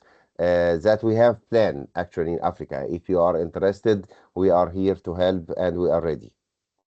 Thank you. Yes, we have a plan, and we are ready. And we want all the resources that are being shared to trickle down the continent to different countries and be contextualized and work. So yeah, thank you so much for that. And we will welcome the next session. We appreciate your time, and there's a lot of love in the chat. You could respond to that if you still have time, but we appreciate that you could be with us. Thank you. Ora, back to you. I think we get a startup coming up the frontline, guys, and Taha, Selim. We also have Adel, Trabelsi. We also have John Tseriwa. So if they've got presentations, they can tell you, so that maybe they can present. If they want to have conversational style, they can also have that option. So thank you. Let's find out what works best for them, and appreciate it. Thank you so much. Thank you so much, Farai. I think if this is your first time sitting at one of our roundtables, if this is your first time interacting with the AQC, then you know that you're definitely in the right place. Anything quantum related, anything ecosystem related, from education to research to funding to community, you're in the right place. So I'm going to ask the team to share links again to our membership. Please fill out our membership form if you're not already members. Please follow us on LinkedIn. That's where we're the most active, but we're everywhere where you are on social media. So please also maybe a link to our Discord channel as well, so that we can continue to grow and expand our community. I would like to call on, I don't know if John Tseriwa is in the group, as well as Taha, Selim, and Adel, Trabelsi. So if you are present, please could you just turn your cameras on so I can see you. I'm sorry, Ato, we've run out of time. I see Taha. Taha is ready. Yeah, let's get him on stage. Yeah, yes. Spotlight him. Okay, super. Hi, Taha. Taha, how are you? Sorry, Taha. How are you doing? We can't hear you yet. We can't hear you yet.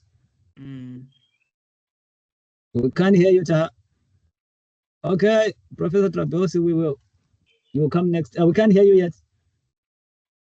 Okay, maybe let's do a quick mic check. We can't hear you yet, Taha. I don't know why. How about now? Is it now yeah, working well? Yes, now it works. Yeah, okay. I think now it's better. Yes, yeah. So a lot of mutes here and there, so all the time. Thank you so much for joining us at the Roundtable.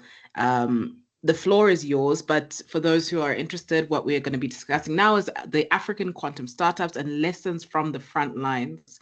Taha is the founder of iCafe, IBM, and an IBM Qiskit advocate, and we'll be sharing, I believe you have a few slides or a presentation prepared?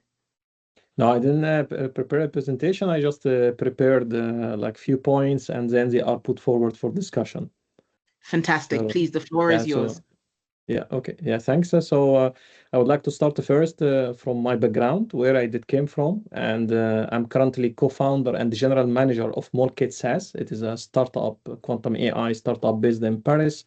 And also Molkit as a startup is a proud member of QUIC, QUIC network. It's a European network of quantum computing and technologies. And also QEDC, the equivalent one in the States. I'm also lecturer and researcher at Amsterdam University of Applied Sciences, and recently we have developed a new master that's accredited by 4 universities to prepare the future workforce for quantum tech, which is also the education is a relevant point here. And I'm also founder of iCafe, an online academy platform offering accelerated AI-powered high-tech learning courses. Recently, I'm also proud to say this, Politica Alexandrina and our team, we collaborated together to organize a successful quantum hackathon named as Alexandria Quantum Hackathon in quantum computing, with topics and the problems relevant to the ecosystem, but also Egypt as a country. It's also served as a regional hackathon because it also included teams from the Arab and African states as well. And of course, there was a support from IBM, and here Dr. Ahmed Younes was one of our prime speakers and also jury members, and we were honored to have him in the hackathon. And there is also members of our organizing team here from our excellent mentors. They are here, so maybe they can make noise if they can. So first, I would like to highlight a few things. What we need to start the quantum computing. I would like to draw this. I wanted to complete from and continue from the last states that and the statements that already my colleagues have already stated before, and those are about how to draw investment to Africa. And there is also nice experiment have been done in Malaysia, where the Malaysian experiment it was successful experiment. They have already attracted a lot of factories from chip makers, semiconductor industries, and also high-tech regions to Malaysia. And some of them were very challenging to move or open abroad apart from United States. And the reason for that, they worked very hard in preparing those curriculum and those educational programs. and tailor them to the need of the market, not the whole market, but they have chosen a few points and a few problems where they can master and get expertise in. And by doing so, they can contribute to the global supply chain of this particular technology. And for the global supply chain here that they worked on was the semiconductor industry. They mastered, for example, the chip simulations, the processor simulations, the testing and benchmarking and the characterization of the processors. This is a very crucial step in order to make a perfect processor immune or prone to avoid the kind of problems and faults that you might have due to the fault or some systematic errors that might happen during the manufacturing process. So from this experiment, Malaysia could draw the foreign investment, but also could open millions of jobs in their ecosystem. Of course, a million a year is a big number. It was about an order of magnitude. That number allowed them to be one of the leading regions in the high-tech market. Similarly, if we project this in quantum, as also my previous colleagues have stated, we need to start from education. In Egypt, there is also strong education in quantum. There is also very nice initiatives that happen in Africa. But the main essence here is that we should focus on where to fit in the supply chain, what we can fit now, what could be fit in the future, and from the near future and the long-term future. Now, for example, we have, as also other colleagues have highlighted, and also Dr. Younes in his slides, we had a few things related to the quantum software, the quantum hardware, the quantum communications. There is a lot of verticals in the industry. Each vertical requires certain skill set and a set of expertise. And the easiest way to get started is, for example, to start by software, preparing a good quantum software engineer who can program the quantum hardware and, of course, apply very useful use cases. It could vary also from one country to another, depending on this question, what we're trying to achieve, where the region is trying to fit in the global supply chain. If we learn the lesson from the Malaysian experiment, it would mean that finding out one or two points to master and get a mastery in, and using this mastery to prepare the workforce to attract the foreign investment that these engineers or this equipped and skilled workforce can work on this particular problem or a particular part of the global supply chain of this technology. One of them could be characteristics of the hardware, the simulation of the hardware, enhancing the errors that happen in the qubits. All of this could be done in the software side as a start. And as money comes in, you can jump in to the hardware part and jump to an extra step, which require much more money because operating the quantum hardware is very expensive. Nowadays, there is many types. We have about 9 to 11 types of quantum computing technologies, varying from superconducting qubits, neutral atoms, ion trapped. We have the photonic chips. We have also silicon-based quantum chips and topological qubits, which are not fully industrial realized yet.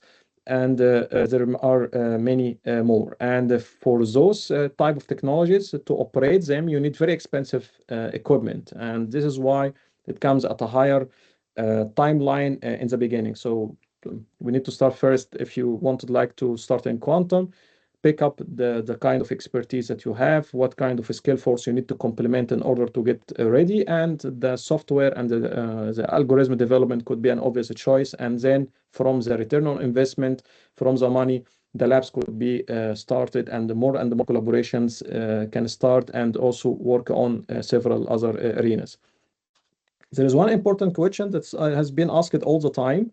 Do I need a PhD to do this work? And the answer is no. You don't need to be an expert in the field to get a job in the quantum computing market. And this is very essential. What you need is actually to know that the major bulk of the job market in quantum computing and the quantum industries is not about being expert in the field. It's also related to the enabling technologies and the applications.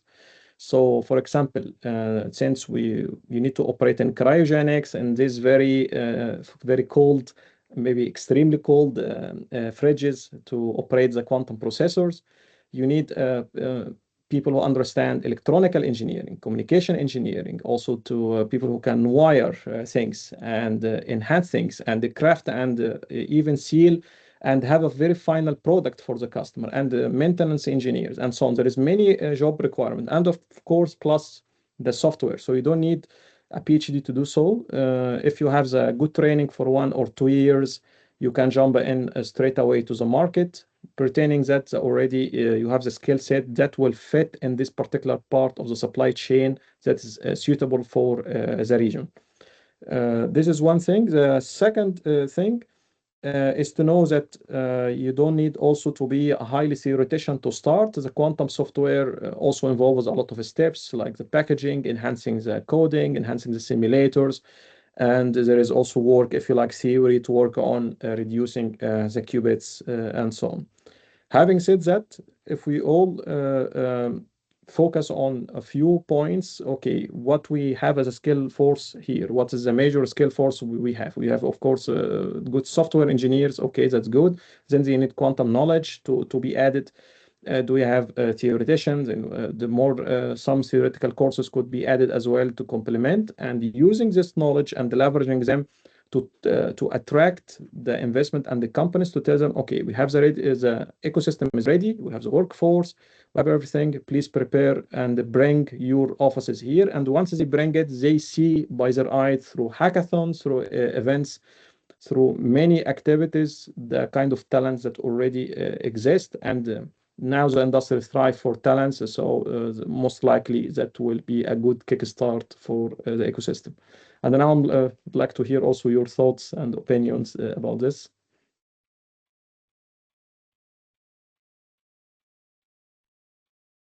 Thank you so much, Taha. Gallery, you're open so far. It's been a bit quiet. It's been a bit quiet. So maybe if you would like to, I have a feeling you still have a few more talking points, so feel free. Oh wait, hang on. They're coming in now. I think they were just waiting for the opportunity to ask. So Rossi's asked, what kind of legal issues concerning laws, regulations, and international codes have been encountered in this work with supply chains? Okay, so that thanks for the question. I believe it came from. It came from Rossi. From Rusty. Okay, thanks very much for the question. It's very nice indeed, and also it's very difficult one. There is no enough complete answer for this question, but I will try my best to highlight it. The first thing is about the IP, the intellectual property, and because now there is a race in quantum computing, and the only thing, okay, do you have the expertise to say I have my own IP, so you get a leverage in the discussion or not? So that's the first thing related to the legality. So usually companies, they try to, because it's a new technology, the race is open, the future is open as well. So they try to secure as much as they can from the intellectual property, which means that their own native products and also native innovations. And if you tell the company, I can also add to your IP, and I can contribute to that, then for sure that open a market at your place, because it means that you can contribute to this. So this is the first thing. And when they do work together, there is a lot of paperwork to be done on organizing the shared IP, the intellectual property, how it will be shared between the like involved parties. And the second thing, who will get which percentage of the IP in case this IP, for example, brought a nice revenue or a nice profit at the end. The second thing is collaboration between places. So there is also some difficulty in making collaboration. So usually a collaboration happen if you really do very good job in attracting the companies, like what Malaysia has done. Malaysia already worked on preparing the workforce, so there is restrictions in the legality on what kind of technology could be worked out in those regions. However, by having the good talents and very well-equipped university programs, particularly for AI and for electronics, Then that attracted the companies and make them surpass these legal issues to come to Malaysia and open companies like we have the Fox, which Foxconn processor that famous company opened a branch in Malaysia. So this kind of legality also goes with what you can offer. So if you have less offering, the legality and the complexity of legality will become higher. If you have higher offering, you have a good negotiation bargain. You can bargain about, and then you get a bit of advantage. And of course, all the time companies collaborate together. So it doesn't mean that there is complexity and legality. This stops collaboration. It's on the contrary. It means that companies need one another to develop the technology. So they work in consortium. You can find IBM collaborating with other companies as well, from software and from hardware. It's all everyone works together in the major markets. However, the legality comes, the challenge comes in if you have more to share, then they ease on you, but then you need to separate which IP belongs to what will be the return on investment, how this work will be shared between companies and so forth. So I see a second question. Yes, I think we've got like 1 minute left before we have 20 minutes left for the other two speakers. So maybe in the last minute before we take on another question, maybe if you could share, because essentially your journey just paints a picture of scientist to founder, essentially, and you've been in the front lines for quite some time. So maybe could you share a parting hack? Maybe that other scientists looking to switch into founder mode can use to turn their deep science into a viable product. So just like one closing piece of advice that you can share. Yeah, thanks for this. It's very and indeed that's a very nice question. So I would like also to indicate that I'm also a YouTuber. So I have my YouTube channels both in Arabic and in English, and those I explain there some lessons about this. And one of the crucial lessons in this last minute is be good at something when you graduate from a university. When you do your research in a graduation project on the master or the bachelor level, or even at a PhD level, try all the time to focus on something applied. So you can have what is called a spin-off startup. It means that you spin off from your university, you get a license to use the research that you have worked on and turn into a product. Then you are creating your job when you graduate. So there is no need to wait. Oh yeah, now I have my degree and so on. This is all, when I was finishing my studies, I was focusing on that, part working in research. We have an excellent publications published everywhere. But then on another hand, we will look also for the companies for that, I would like to see, and this is also we can help with, because on iCafe we have also training programs, so some of them could be done for free indeed. And also in Molket, we have some programs in quantum, is how to spin and how to train the graduates to learn about the research and learn about their competencies in order to spin off as a company. If 4 universities or 5 have done this, you will end up having 5 startups. Then you have 5 startups in quantum computing that leverage very small research, but the market needs them. Then suddenly that will also bring a collaboration. It means that it will draw the attention of the foreign markets. There is hubs here are working on that. So this is the first lesson that we'll try to see where is your mastery in. Get to your supervisor, work with them, and try to think how to make your research applied, how to convert it into an idea of a startup and spin off from your university. So you don't wait for your job, you actually create your job, not maybe you and your colleagues who are involved in the project when you just graduate.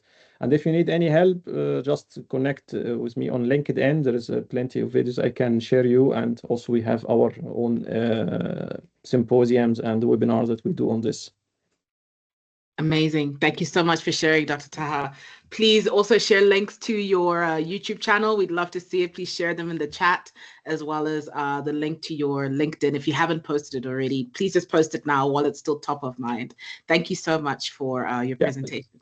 Yeah, thanks very much. And I would like to thank all of you for the kind invitation. And of course, all of the team here. It's very kind of you, and then hopefully we're looking forward for future collaboration as well. Yeah, thank you so much. And if you could share in the chat if there are any internship opportunities or how, you also on board some of these people who are still in college who want to begin to learn to get into industry. So yeah, thank you for that. Appreciate it. Yeah, sure. We will Sure. Yeah. get Professor Trabelsi. I will spotlight you here. Let me see if I can find you. Yes, I did. I'll add you here, and we are ready to hear your story. Qubit, Tron AI, SpinQ, very important efforts, and I will hand you over to our MC, Aura, to welcome you on stage. Thank you so much, and if we could just perhaps pace a bit, I'm sorry about that, to catch up with our schedule. Thank you. Hi, Professor Trabelsi. Thank you so much for joining us. Thank you for the invitation. Do you hear me? Yes, yes, we do. Yes, okay. Okay, so I would like to present our story with Qubitron.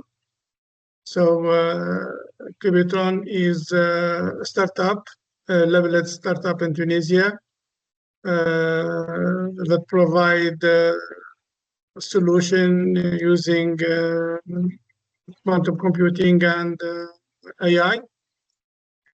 I would like to I have prepared this presentation, so I would like to make this presentation. Oh, no problem. Please go ahead. Please go ahead.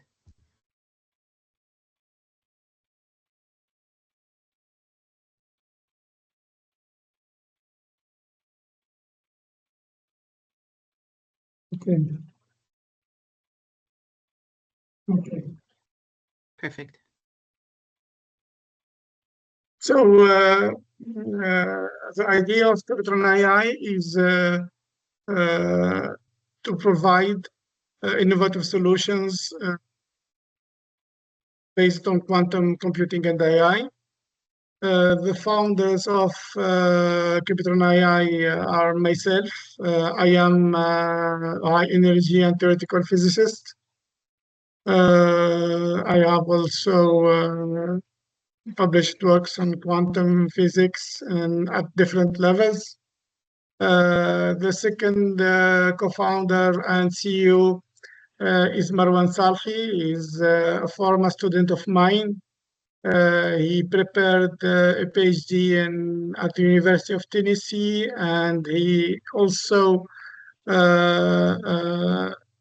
he has his own startup in US called Qubit Engineering. And the third co-founder is a professor from the University of Tennessee. He is Tunisian expat, and he is mainly focused on AI, image processing, and intelligent systems. So the idea of Qubitron AI was launched following multiple discussions about the opportunity to have such startup in Tunisia. The strong points, the strength to build such startup in Tunisia is the quality of the engineers in Tunisia, the proximity to multiple markets in Africa, in Middle East, and in Europe. And also because we think as Tunisian, we have the duty to bring such opportunities to young people in Tunisia to be directly involved in such new technologies. So our main focus in Qubitron AI is the energy sector. We started by developing solutions for the wind energy.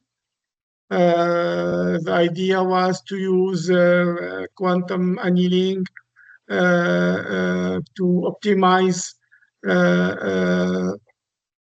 optimize the operating parameters for windmills. As I said, my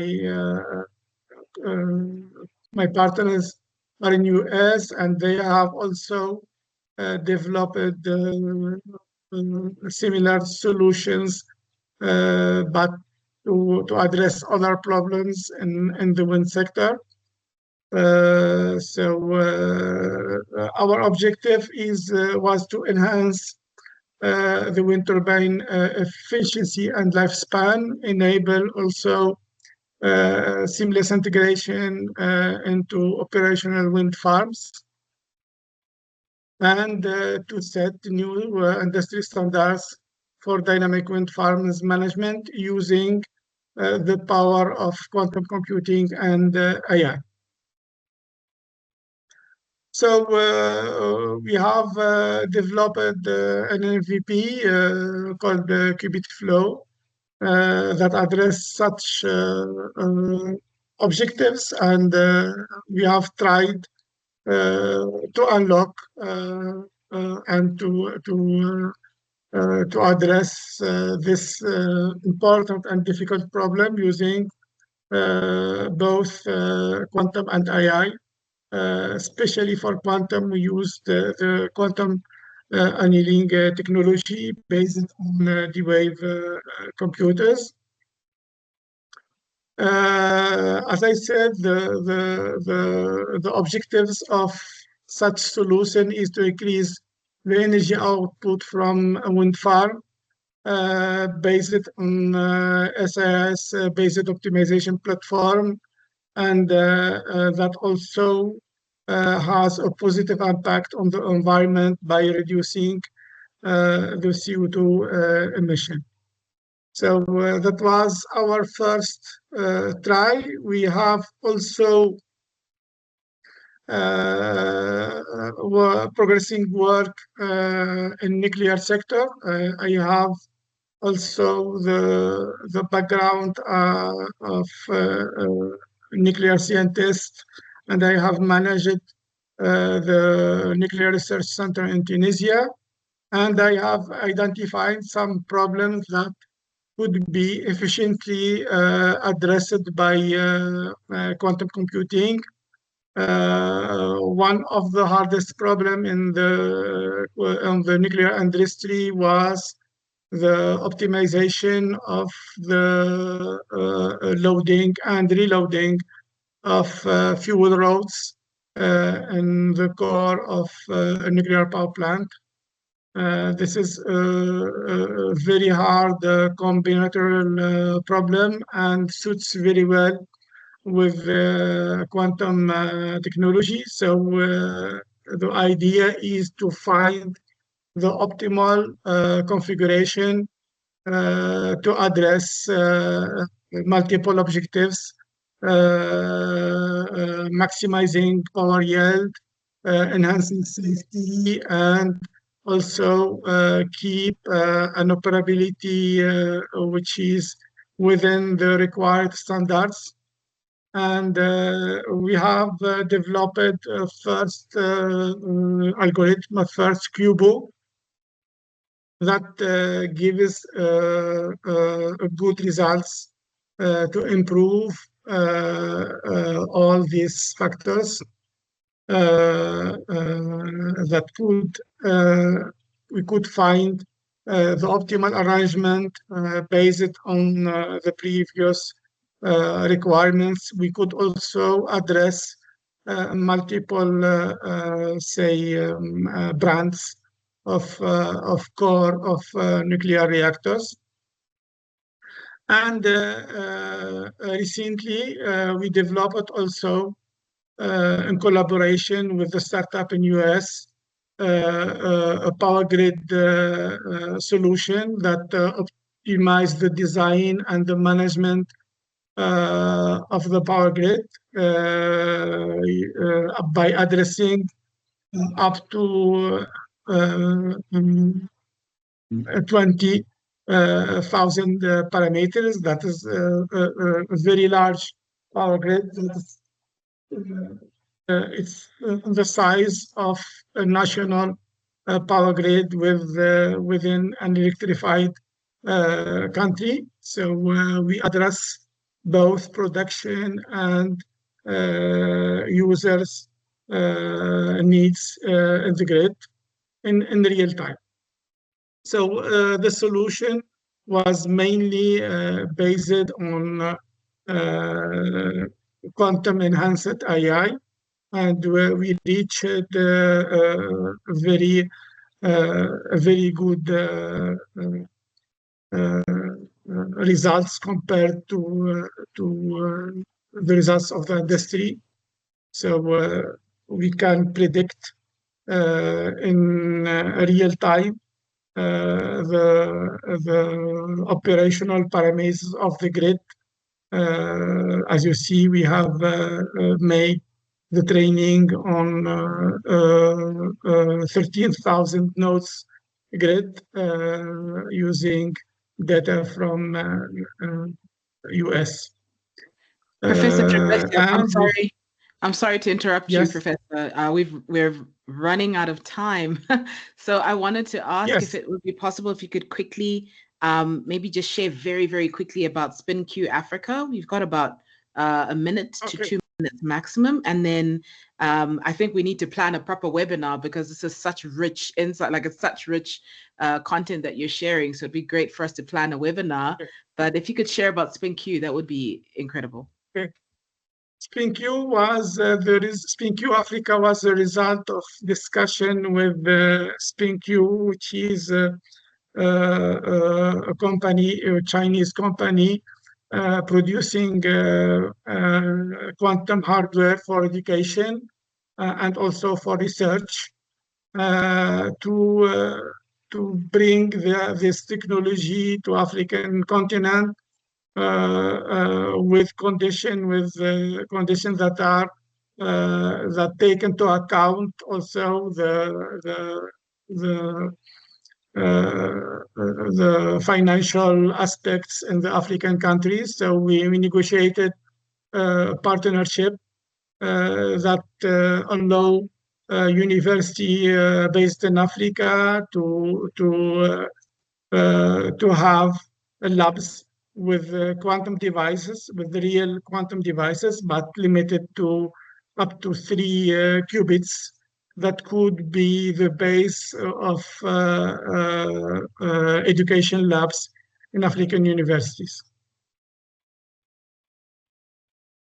Thank you so much for sharing that. And I can see there's a few agreements also in the chat that we would love to have you back for a full webinar to unpack this. I'm so sorry that we had to rush you through it, but thank you so much for sharing the work that you've been doing, which is honestly incredible. I, for one, didn't know. So I'm really blown away. Thank you. Thank you very much for the invitation. Thank you, Professor. I would like to now welcome John Tseriwa.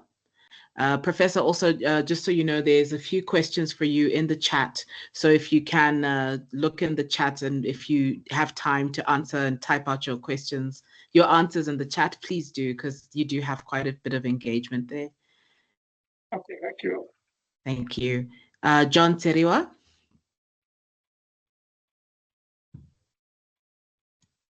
If he's in the room, Farai, I don't know whether you can see him. I'm looking for him. Oh, all right. And I Now found him. Thank you, Farai. Thank you, Farai. Now I'm here. I'm sure you can hear me, guys.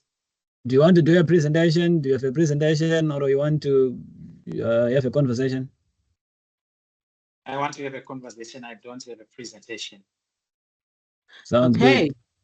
We'll give you a friend. You need a friend.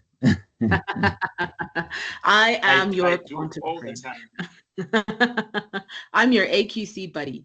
Okay. Well, welcome, John. Yes. You are the cybersecurity entrepreneur. and your journey has been about pivoting from an established industry into quantum. So as a cybersecurity professional, if you don't mind describing the aha moment when you knew you had to get into quantum, like what was the specific threat or opportunity that made it urgent for you? And most importantly, what was the very first tangible step you took to reskill? And introducing himself too. Thank you. Yes, and introduce yourself. Okay, I'll introduce myself. My name is Tseriwa. I am the managing director and co-founder of a company called Cybersecurity Business Solutions. We are a tech company. We operate in Zimbabwe, South Africa, Zambia. We focus mainly on providing on B2B solutions for our customers.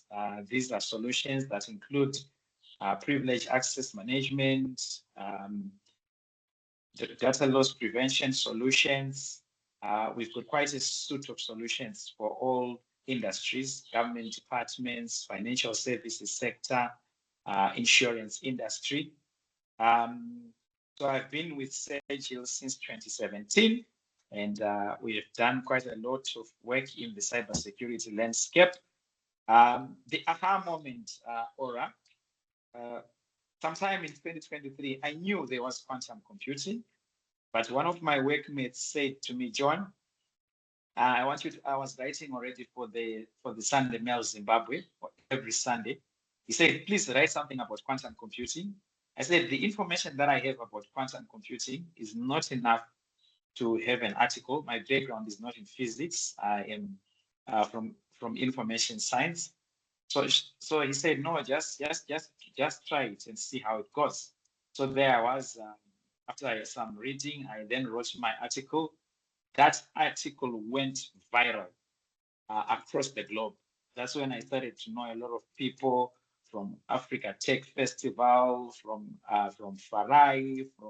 That's only when I realized that there's actually something this big. That's when I realized there's one Quantum Africa, there's the quantum computing ecosystem in Zimbabwe, and I got to introduce some of the lecturers.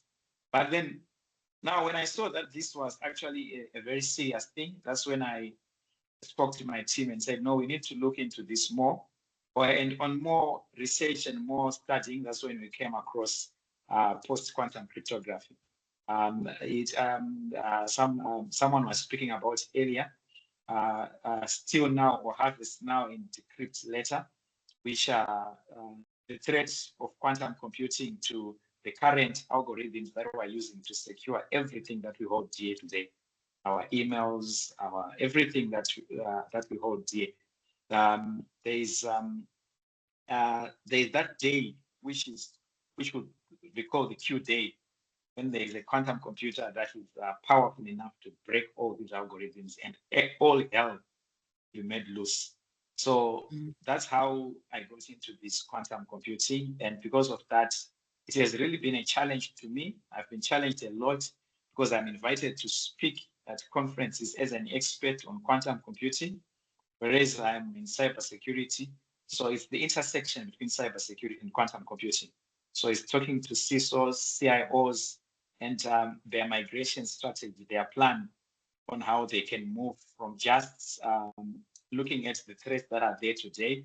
The coming in of AI has advanced the threat in a tremendous way. When we were teaching people about phishing emails, we could just say, look at spelling mistakes, look at all these things. But now cyber criminals are now using generative AI. So it's clean, no more errors.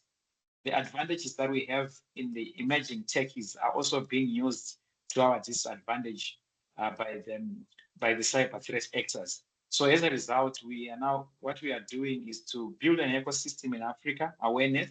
I'm glad to say we have approached the ministry in our country. We have approached the defense, such that whenever there is a function in cybersecurity, there has to be someone who's speaking on quantum and its relevance and how it's going to be such a massive threat to the current cybersecurity landscape. So yeah, in a nutshell, that's how I came into the space. And then I met wonderful people here, people like Aura, Farai, Yara, Taha, and the community keeps growing by the day. And as Sergio, we are looking at providing solutions in the African landscape that will make sure that the organizations that we are having here are also prepared. The wake-up call is having NIST coming up with standards and saying that almost every agent must have a roadmap to move to post-quantum cryptography. It's a wake-up call.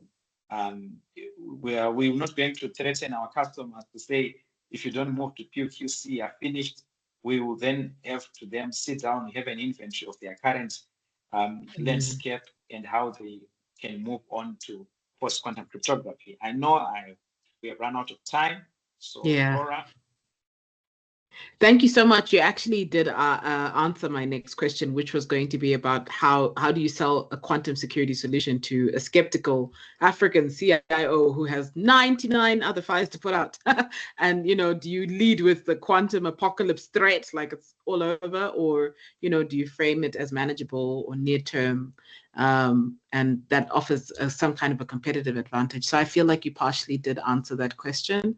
And I think a lot more is to be learned from you by, connecting with you on LinkedIn and on your social channels. I see you've been posting your links. So thank you so much for sharing your insights, John. You are welcome. Aura, thank you very much. My AQC buddy. Here to support. Farai, the floor is yours. All right, it's been a roller coaster. Thank you so much. And we are going to move back to the guys that are doing the most important work of characterizing where are we as a continent. And I'm going to defer to Temi to talk about the state of quantum in Africa white paper. And, just to share a glimpse of what we are seeing. That paper will be available for your access via our website and channels as usual. We have collaborated with most of you, or one way or another from your ecosystem. Somebody has contributed to this effort and keeps us up to date.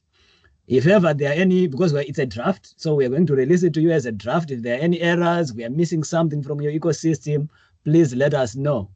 I love armchair critics who sit by the side and tell us what we should have done, and they don't tell us, and we don't know it, and we can't fix it, and Africa fails. So look at that one and give us your insights. We are always happy. We are a happy bunch. You saw your buddy on stage. We are all buddies, and we love to hear from you. No criticism will ever defeat the smiles that you see in this room. So with that, I'll hand over to Temi. Tell us what you're seeing with that white paper, and let's give the community a way forward. Thank you. Yeah, thank you so much. Good morning, everyone. Good afternoon, good day. So I have to tell you that I'm really excited about this moment because over the past month, a group of us and many people in the community, even outside of the community, have been working on this. People have given us a lot of insight, and we've put in even late nights, like sleepless nights, to get this together. And today, after the roundtable, we will be giving this community the very first draft of this white paper. And the white paper is about Africans' quantum horizon, just a unified strategy for sovereignty, sustainable development in quantum for Africa. So, and it's very special because the first time we've put pieces together to really see what is really happening in the quantum ecosystem in Africa and where Africa actually stands in the quantum race. We've heard a lot from also the speakers. And let me share 3 things that we'll take out from this white paper. First, the talent. The good thing is that we are not starting from zero, because across the continent, we found several hundred active researchers and even a few thousand students that are already training in quantum. And we can see from a lot of the presentations we are having today. And here is the surprising part, that more than 70% of that talent is concentrated on few countries, just about 10 countries in Africa. So we still have about 44 countries that we need to touch, that we need to take quantum to. And that is not only a risk, but it's also an opportunity. If we spread widely through network, regional hub, then that concentration will become a springboard for the whole continent. We have Ghana, Nigeria in the West. We have also Algeria, we have Egypt, we have Morocco, and we have South Africa. So these are already hubs where we can establish quantum initiative and then spread it globally to other parts of Africa.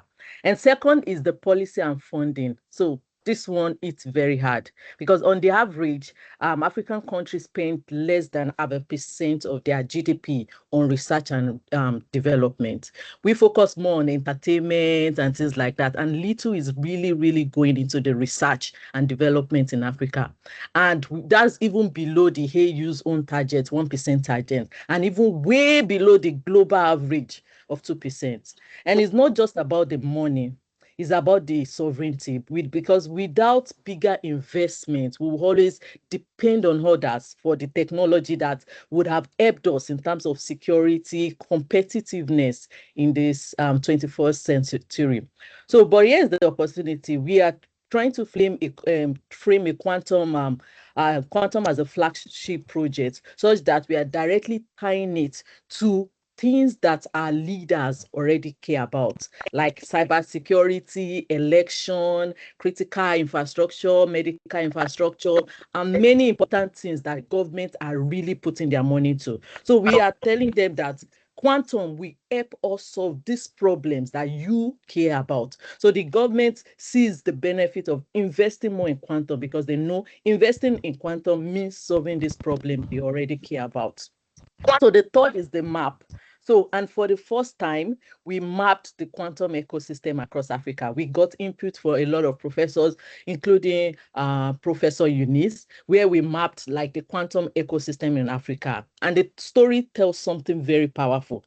The 4 hubs are emerging. We have a hub in the north, in the south, in the east, and also the west. And we have countries like South Africa already having their national framework. We have Egypt, Algeria, Morocco already weaving quantum into their digital strategies. We also have Ghana, Nigeria, Kenya already doing a lot of digital master plan. And we know that these countries in each of these hubs will help us lead the quantum race in Africa. So here is the thing. The activity is there already. It's just for us to connect the dots together. We are all fragmented and not centralized. And that is where we want to come in, African Quantum Consortium. So we want to link them together such that it's no longer a scattered project, because most of these researchers are working. They don't even know themselves. They don't even know that together they can pool their resources and even do something much more powerful in quantum. So we have the talents. We know that we have the talent, we have brilliance, we are exceptional, and we have people already working in quantum. We have startups in quantum. So, but we all have to just unlock this talent and also share this talent across board. We have policy leadership, but we need to scale it. We have the hubs, but they need to be connected. And our late start in quantum is not a disadvantage. And that is what I tell people, is actually a strength, because we are drawing from the past failures of the West or the competitive models of the West, and we are designing something much more different, like a very transnational approach to developing quantum in the whole Africa ecosystem, as not a fragmented ecosystem, but as a single corporation where everything is connected to the African Quantum Consortium. So yeah, that is the vision for the white paper. And I would really, really love much insight from people. As you are reading it, I don't only want to, okay, this is good, this is great. We want to have meaningful comments that will make us go back, sit down, review the paper, and give you much more tangible results from the white paper. So please, we'll be sharing the link. Give us the comments, critical comments, good comments, whatever kind of comments, and we'll go back, sit down, and do something much more interesting. Thank you so much. All right, like all good things, they come to an end.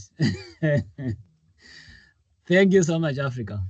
Thank you so much for the love, for the support, for jumping on this event. I think you have no doubt you got insights that you'll never come across anywhere else. And we can only do this because of you, because of your support. I'm not going to repeat all the points that have been raised, but what I want you to know is we've got a plan. We understand the ecosystem in Africa. We've got a plan on how to bring it together.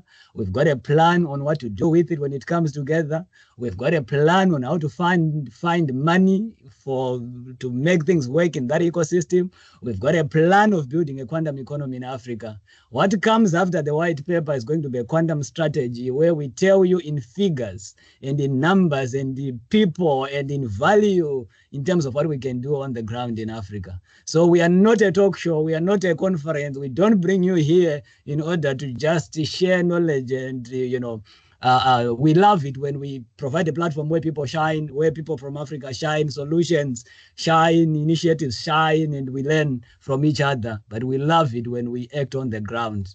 So we are here to make that happen.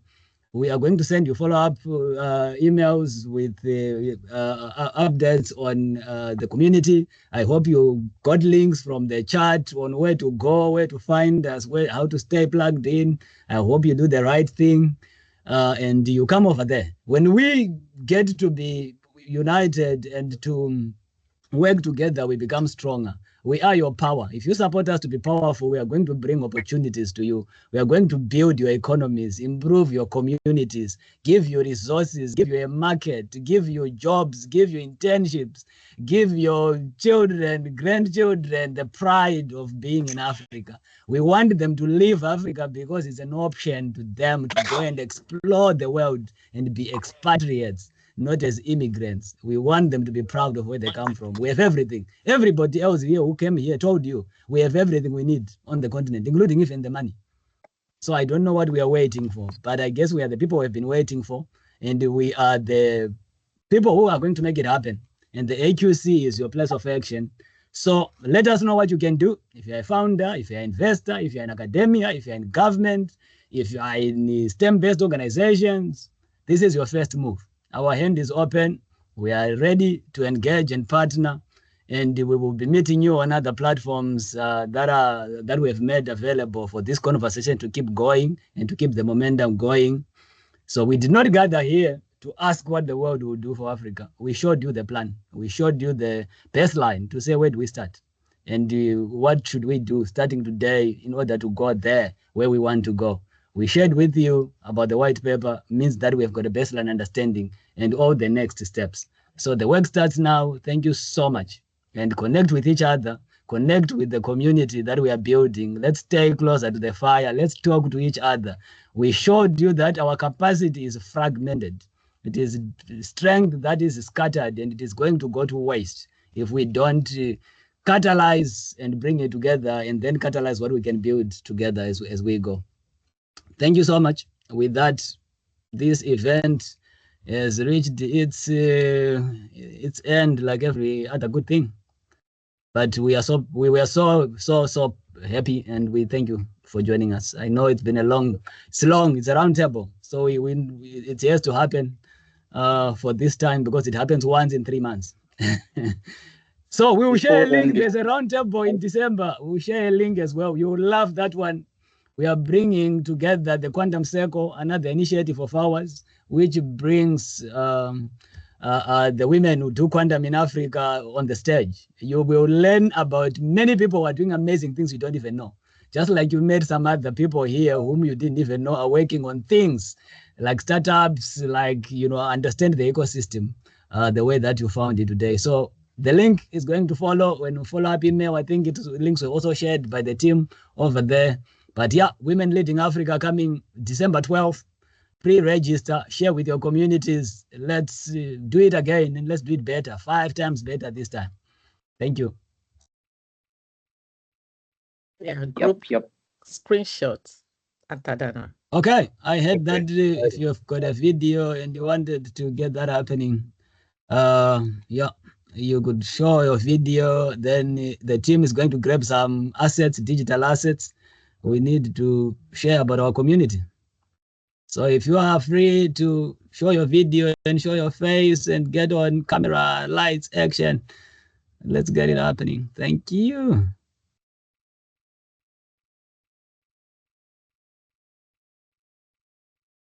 I'm already on camera, right? There's nowhere else to go. Thank you for those that can show on camera before they leave. We appreciate it. We love to show the power of this community and its beauty.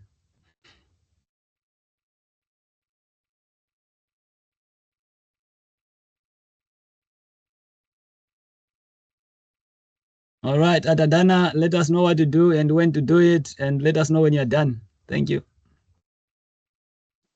Okay. Gonna take it now. So in 3, 2, 1, here we go. All right. Thank you. All right. Thank you, everyone. Appreciate you. Have a great day, great evening, wherever you are. Thank you. Thank you. Bye Please bye. share the photo. Thank you. Right. We shared on our Discord channel. We hope that you are there. If not, we could just quickly do that so you can be part of the community actively. So just hang around. Thank you, everyone. Bye. All right.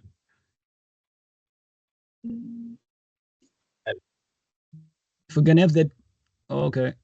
All right, jumped off. I was going to have here, staying back.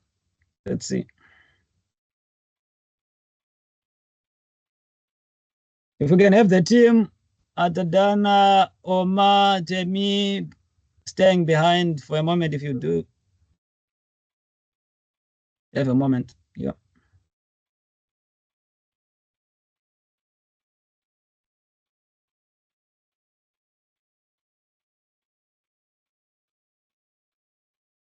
Come back.